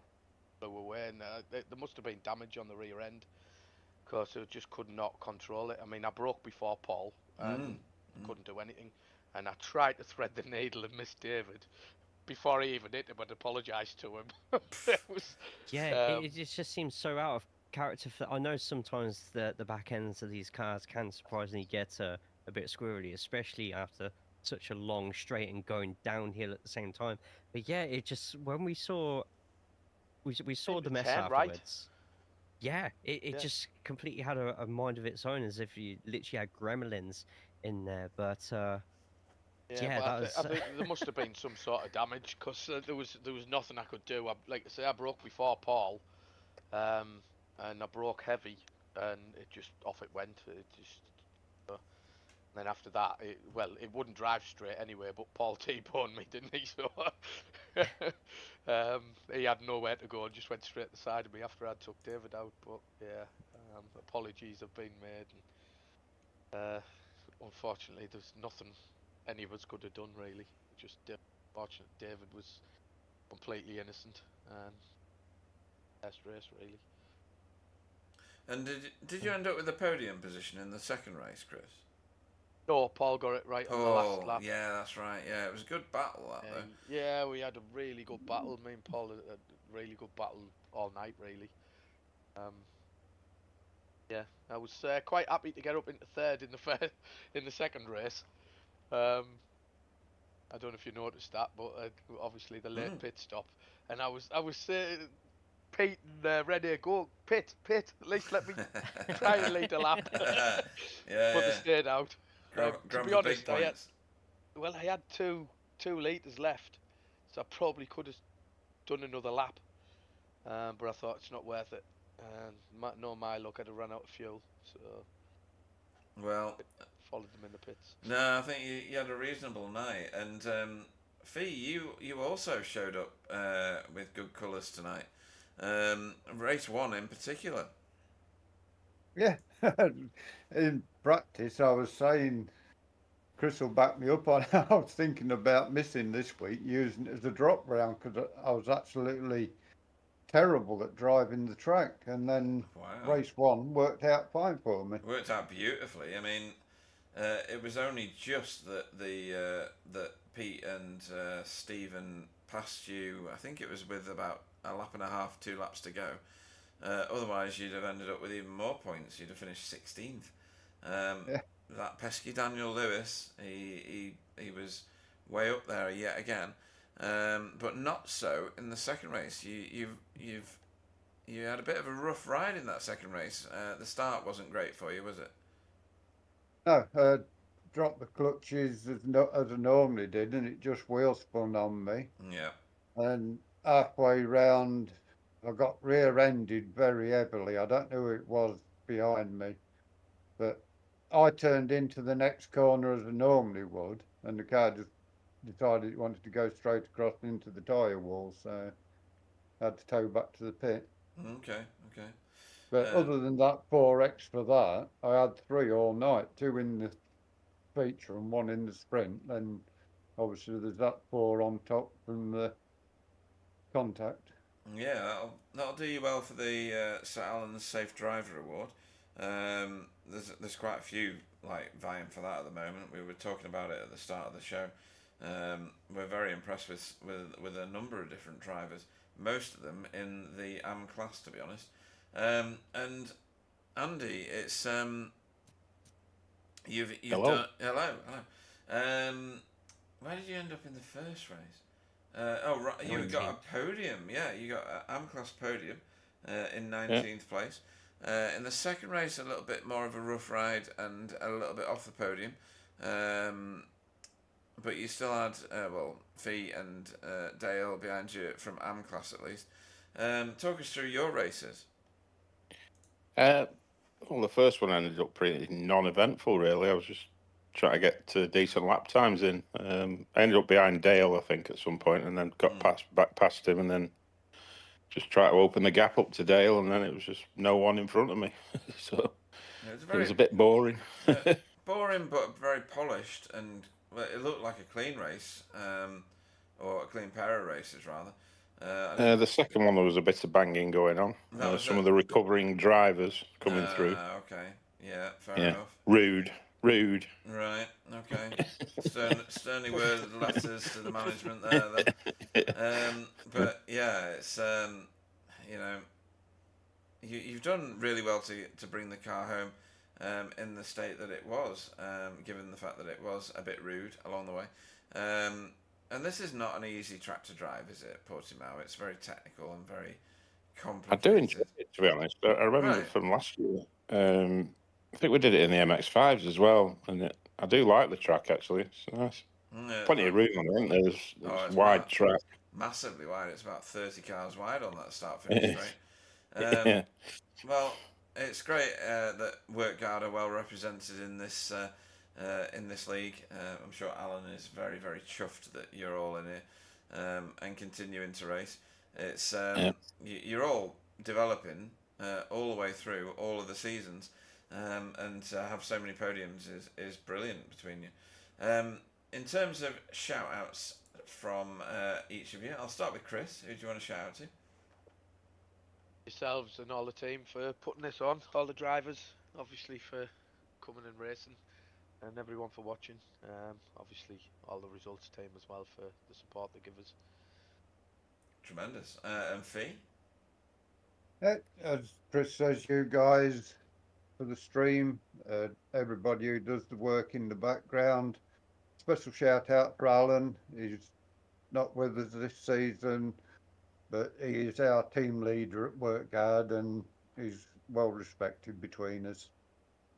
Very well said. And missed in the booth, even if Jay's doing an amazing job of filling in those very, very large boots. And Andy? Yeah, just reiterate what the guys have said. You know, yourself, all the racers that raced tonight. I think it was pretty much a clean evening, wasn't it? Really. Obviously, Alan. Yeah, we do miss him, but we know he's there. He was struggling a little bit last night in the MX-5. I know his shoulder was hurting a bit last night, but he soldiers on, the old boy. It's all that bloody golf he's doing. That's what that is. Well, yeah, it could be something to do with that. Yeah, but yeah, he's a star, and we'll all be getting together at our Thruxton get together in a few weeks. So yeah, very good, very good. All the best for that. Yes, right. thank you. In that case, good evening to Chris Dixon. Good evening, everyone. Good evening to Fiona. Good night, everybody. And to Andy. Bonsoir, all. Night, night. Right, Jay. We are a little over time. Quite a lot over time. Well, not that much. In terms of driver of the meeting, who is it that's pressing your buttons this evening? I think I've already mentioned the two that are going to get potentially my vote. One of them is Jamie Wilson for just being on the screen more than any other driver in the world ever.